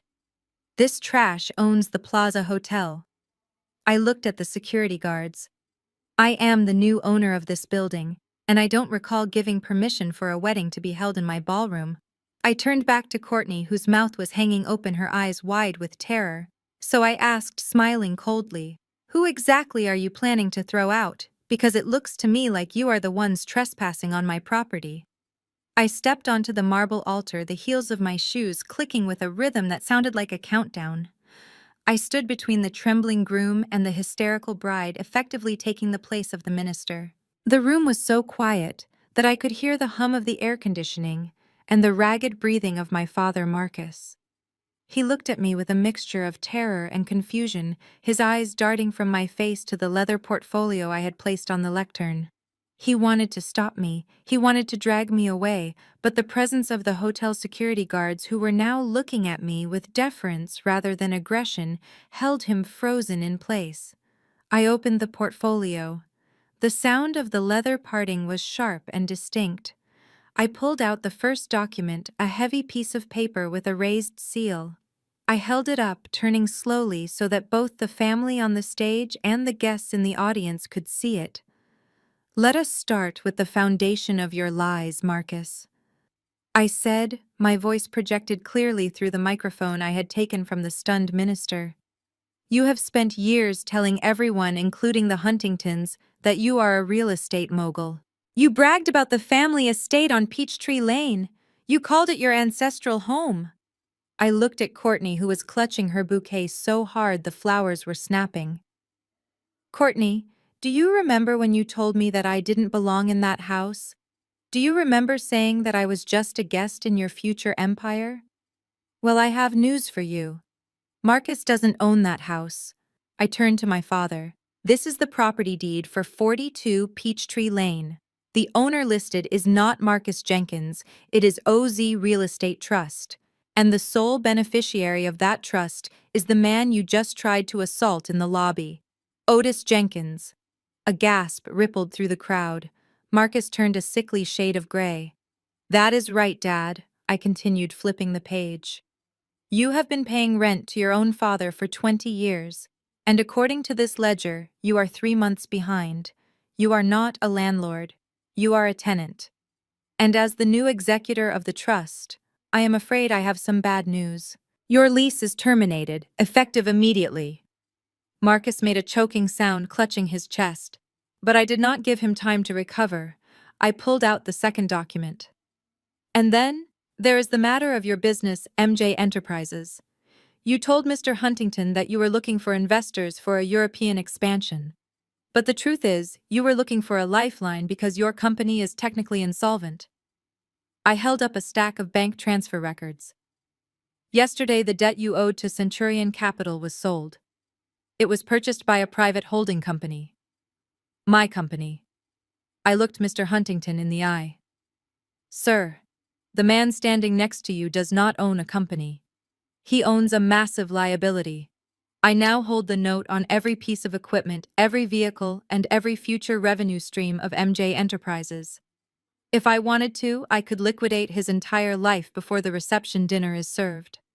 Mr. Huntington stepped away from Marcus as if he were contagious. He looked at his son-in-law to be Dion with pure disgust.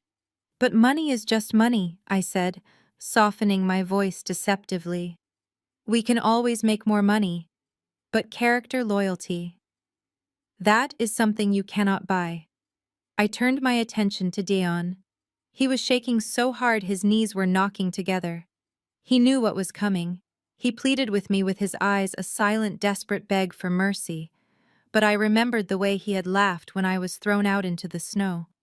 I remembered the way he had stolen from the family to gamble. I pulled out the final piece of evidence. It was not a document. It was a series of high-resolution photographs. Courtney, I said, addressing the bride.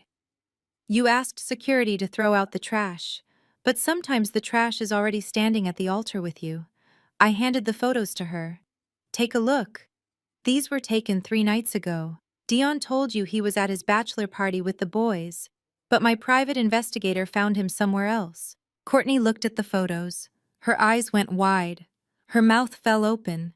She dropped the photos, and they scattered on the floor like autumn leaves. Everyone in the front row could see them.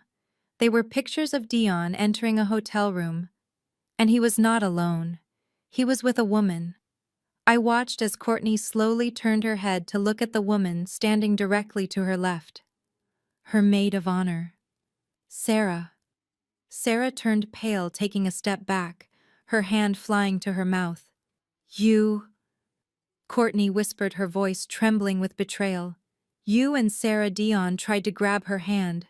Courtney, baby, wait, I can explain. She meant nothing. It was a mistake. I was stressed about the debt. A mistake! Courtney screamed, swinging her bouquet and hitting Dion in the face with it.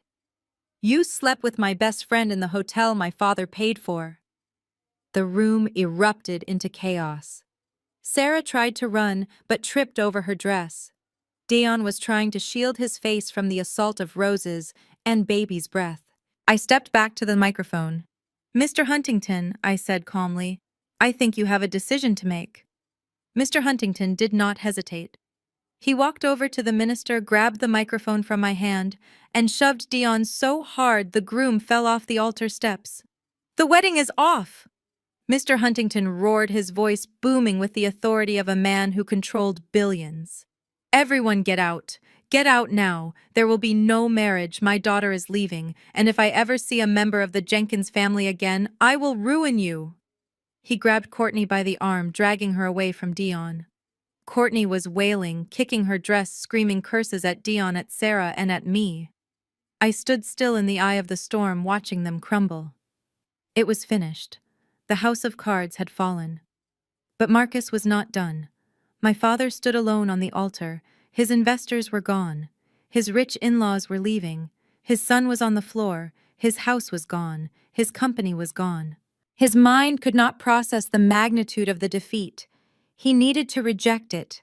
He needed to believe that this was all a trick. Lies. Marcus screamed, his voice cracking into a high-pitched shriek. He pointed a shaking finger at me. It is all lies. She forged those papers. She is a liar. He looked frantically at the crowd, desperate for anyone to believe him. My father is not a billionaire, he screamed, his eyes bulging. He is a bricklayer. He is a nobody. He lived in a shack. He smells like poverty. How could he own this hotel? How could he own my house? It is impossible. He is a cripple. He is a useless, broken old man. Marcus laughed, a manic, terrifying sound. Look at him. Look at the old fool.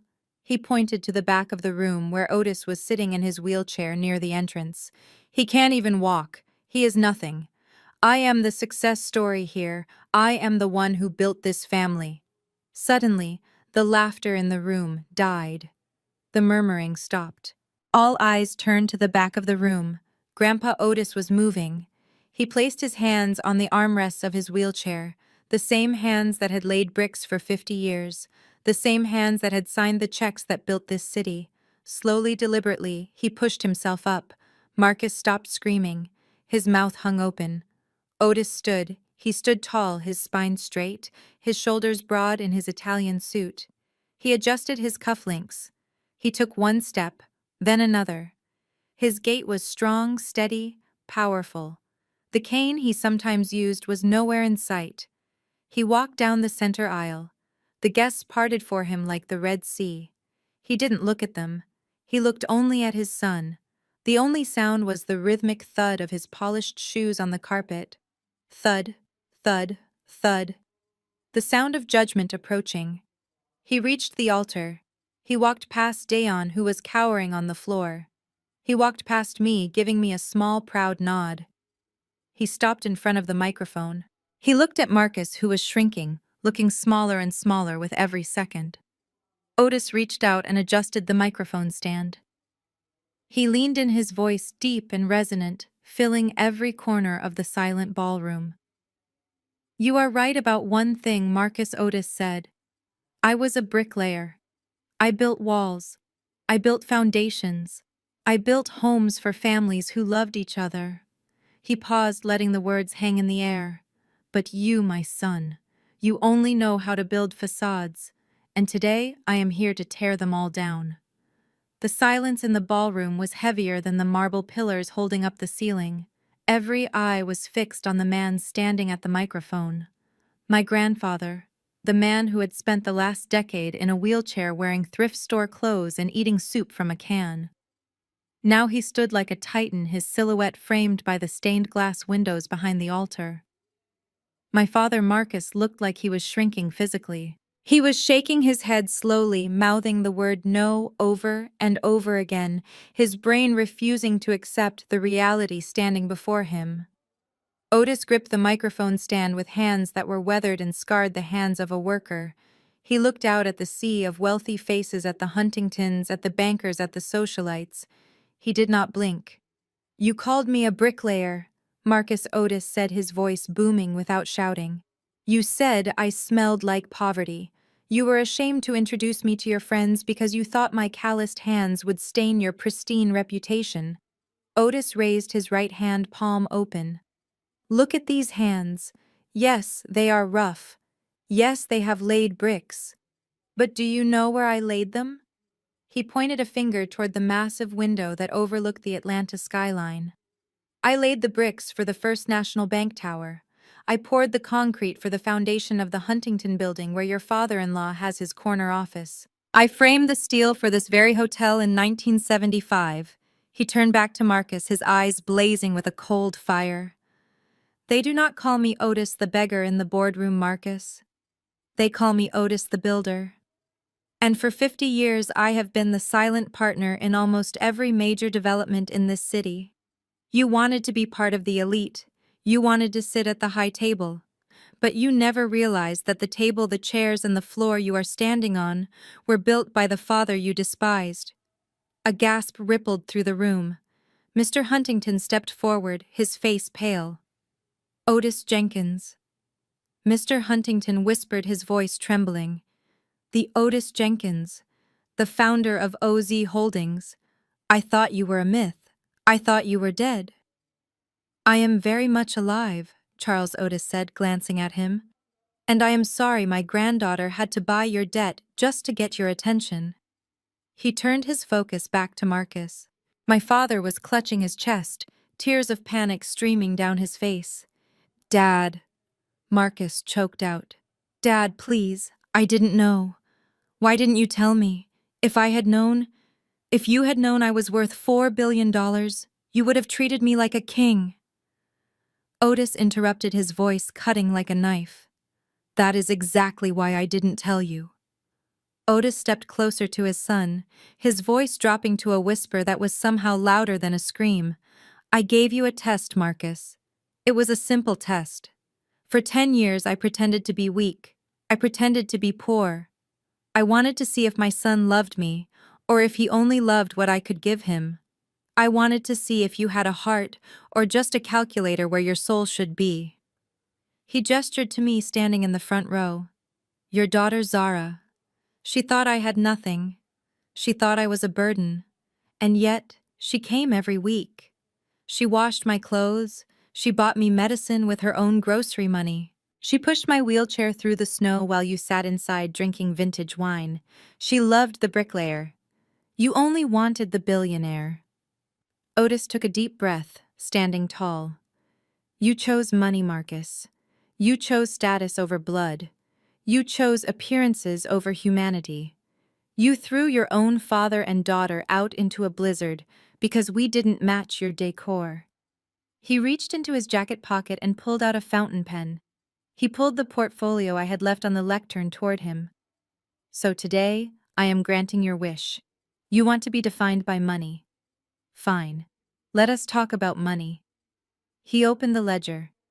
I gave you a company. I gave you a house. I gave you a car. I did it quietly through shell companies hoping you would succeed. But you squandered it. You let your son gamble it away. You leveraged my generosity to feed your vanity. Otis signed the document on the lectern with a flourish. As the chairman of OZ Holdings, I am exercising the insolvency clause on all your loans. I am seizing the assets. The house on Peachtree Lane is no longer yours. The cars are no longer yours. MJ. Enterprises is dissolved as of this moment. No, Marcus screamed, falling to his knees. You can't do this. I will be on the street. I will have nothing. You will have exactly what you started with, Otis said coldly. You have your health. You have your arrogance. And you have the lesson I should have taught you 30 years ago. Otis looked at the document one last time. And regarding my personal estate, the inheritance you have been waiting for, the billions you thought were your birthright. Marcus looked up, a glimmer of hope in his desperate eyes. Dad, please. I am your only son. Otis closed the portfolio. I am making a change to my will today.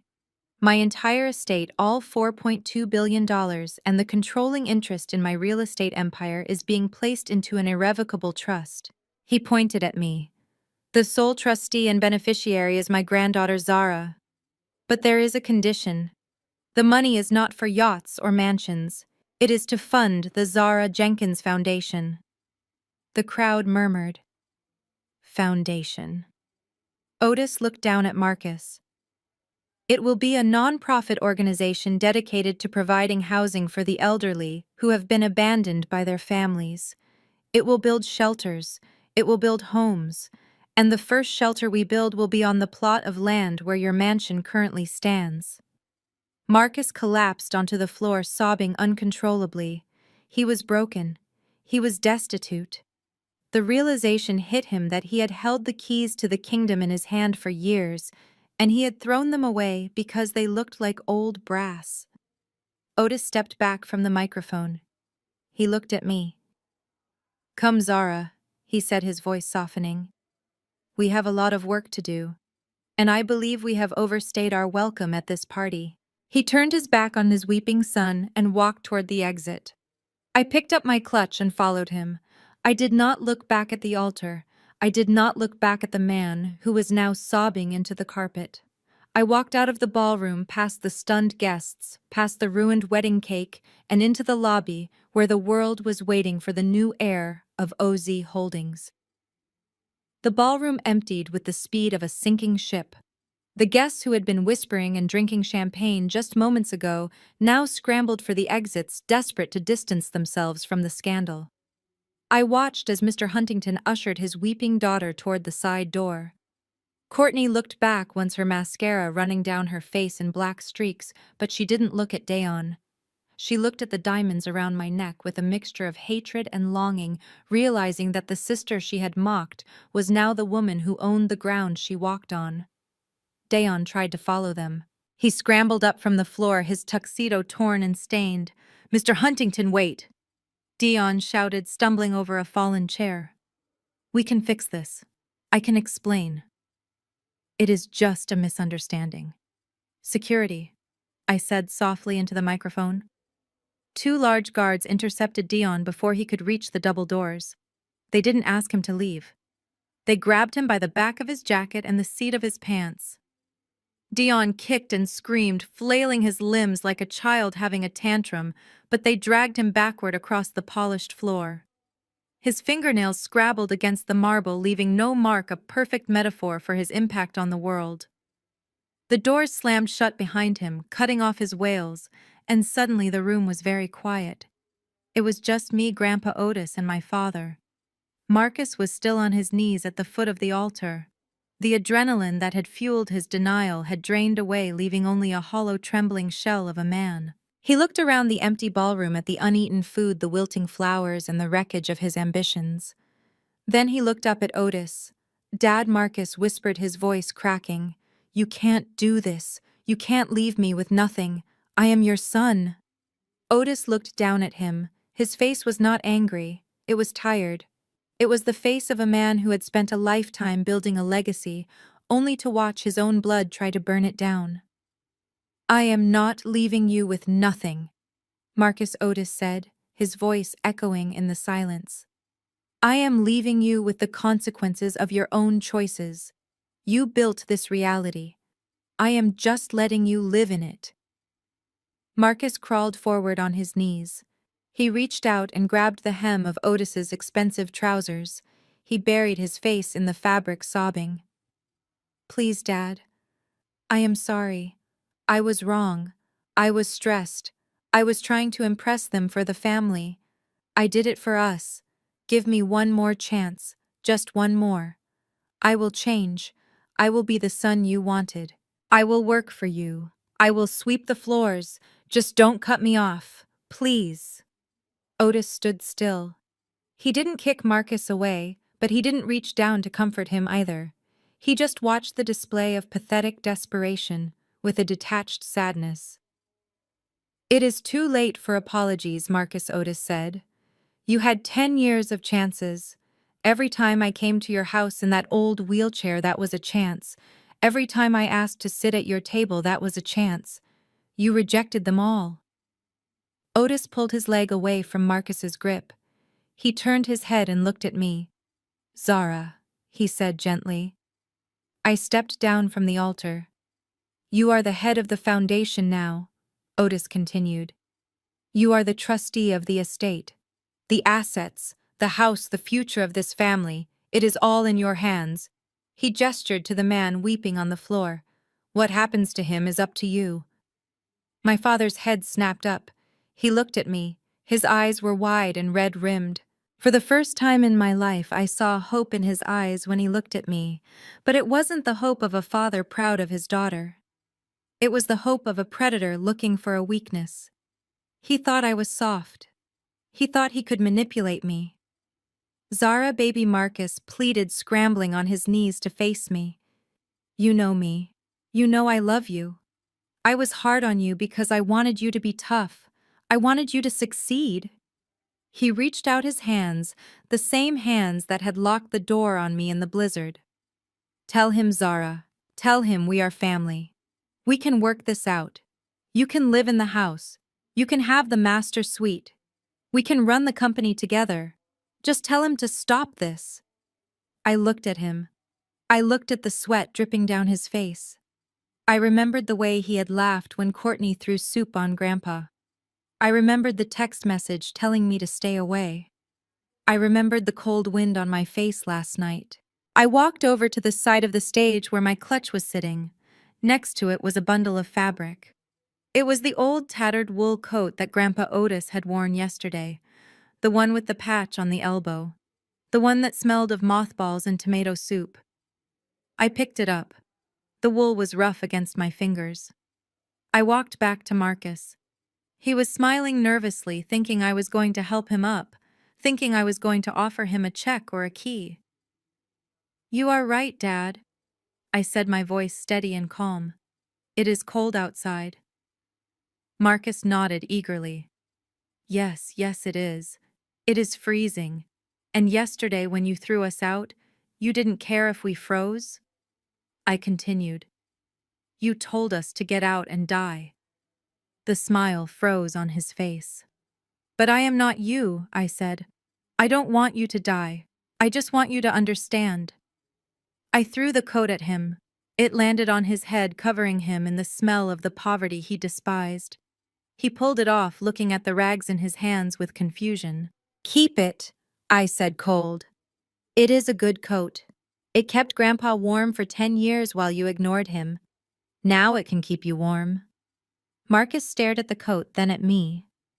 "Zara, what are you doing?" I signaled to the security guards. "Escort Mr. Jenkins and his son off the premises," I commanded, "and make sure they don't take anything that belongs to the hotel." "No!" Marcus screamed as the guards grabbed him. "Zara, you can't do this. I am your father." I turned my back on him. I walked over to Grandpa Otis and took the handles of his wheelchair even though he didn't need it anymore. It was a habit of love. "Goodbye, Marcus," I said, not looking back. "Try not to scratch the paint on the doors on your way out." The guards dragged him away, his screams fading as they hauled him through the lobby. 10 minutes later, I stood by the massive glass window of the ballroom, looking down at the street entrance. It was snowing again. The wind was howling, whipping the white flakes into a frenzy. Down on the sidewalk, 2 figures were standing under the street lamp. Marcus and Dion. They had no car. Their phones had been confiscated as company property. They had no wallets. I watched as Marcus wrapped the old tattered wool coat around his shoulders. It was too small for him. He tried to button it with shaking hands.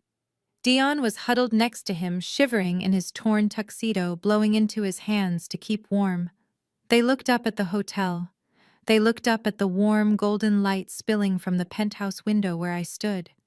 They were standing exactly where Grandpa and I had stood 24 hours ago. The cycle was complete. The lesson was learned. Grandpa Otis rolled up beside me. He looked down at the shivering figures. "Do you feel bad?" he asked quietly. I pressed my hand against the cold glass.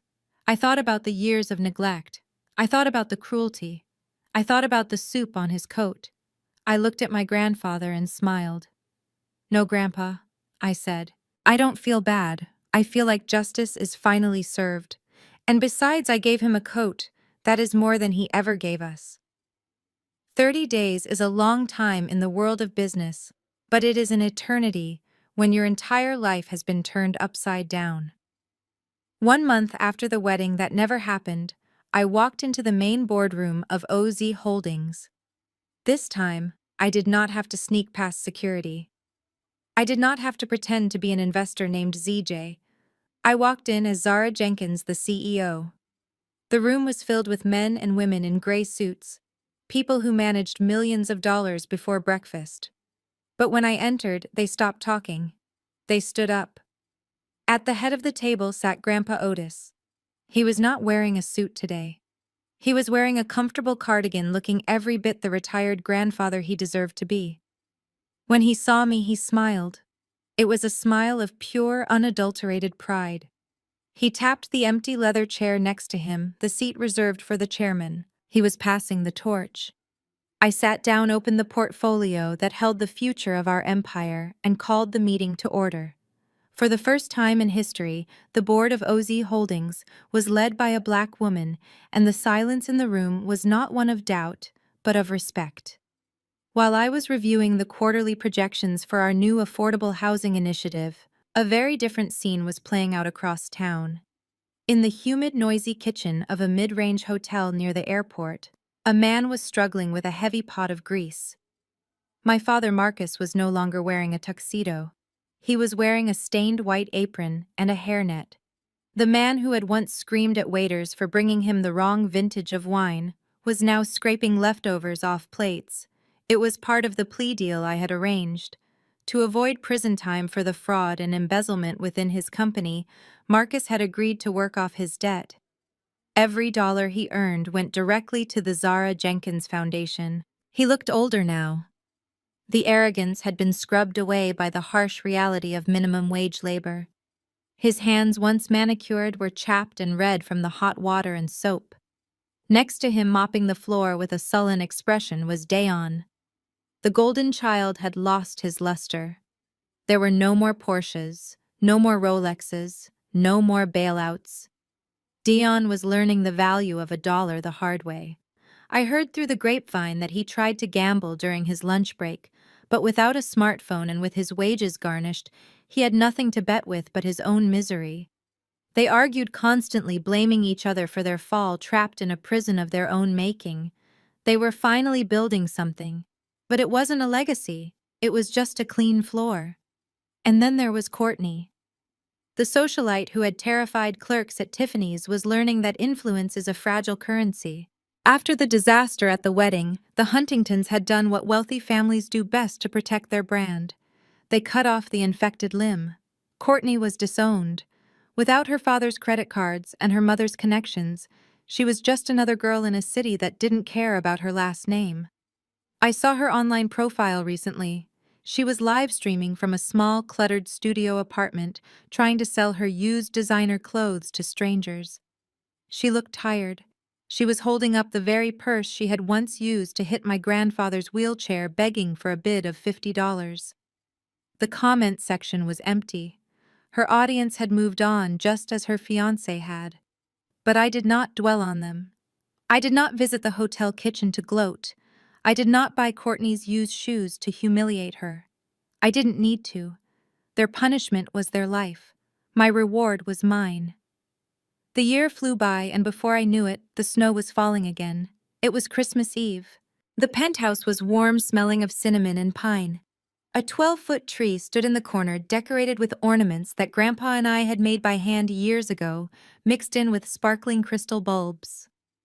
Outside, the wind howled through the skyscrapers of Manhattan, a reminder of the storm we had weathered exactly 1 year ago. But inside, the fire was crackling. I walked over to the window, holding 2 mugs of hot cocoa. Grandpa Otis was sitting in his favorite armchair, looking out at the city lights. He wasn't in his wheelchair. He had been walking with a cane for months now, getting stronger every day. I handed him the mug. He took it, his hands warm and steady. "Merry Christmas, Grandpa," I said, sitting on the ottoman beside him. He looked at me, his eyes twinkling. "Merry Christmas, sweet pea. It is a bit better than last year, isn't it?" I laughed. "Just a bit. Last year we were freezing on a doorstep. This year we own the building." Otis took a sip of cocoa and looked at the reflection of the room in the glass. "You know, Zara, a lot of people would have used this power to destroy them completely. You could have sent Marcus to jail. You could have sued Courtney for every penny. But you didn't. You showed them mercy, even if it was a tough kind of mercy." I looked down at the city, watching the tiny cars moving through the snow. I thought about the anger I used to carry. It was heavy. It was exhausting. Letting it go felt like taking off a wet wool coat. "I didn't do it for them, Grandpa," I said softly. "I did it for me. Hating them kept me tied to them. Punishing them kept me in their world. I wanted to build my own world." Grandpa nodded, reaching out to pat my hand. "You have Zara. You have built a life that is honest. That is the only wealth that matters." We sat there in silence for a long time watching the snowfall. I thought about the people watching this story, the people who might be standing on their own cold doorsteps right now, feeling rejected and small. I wanted to tell them that winter doesn't last forever. I wanted to tell them that their value isn't determined by how their family treats them. I turned back to the warmth of the room, to the only family I needed. The sweetest revenge is not hurting them, I thought, smiling as I clinked my mug against my grandfather's. It is not making them suffer. The sweetest revenge is letting them watch you shine from a place they can never reach. It is being so happy, so whole, and so successful that their absence is no longer a wound, but a relief. Grandpa Otis stood up, leaning on his cane. Come on, Zara.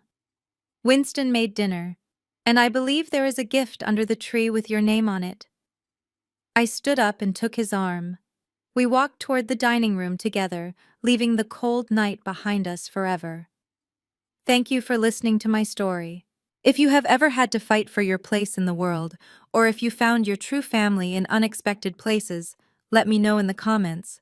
And remember, no matter how cold it gets, you always have the power to build your own fire.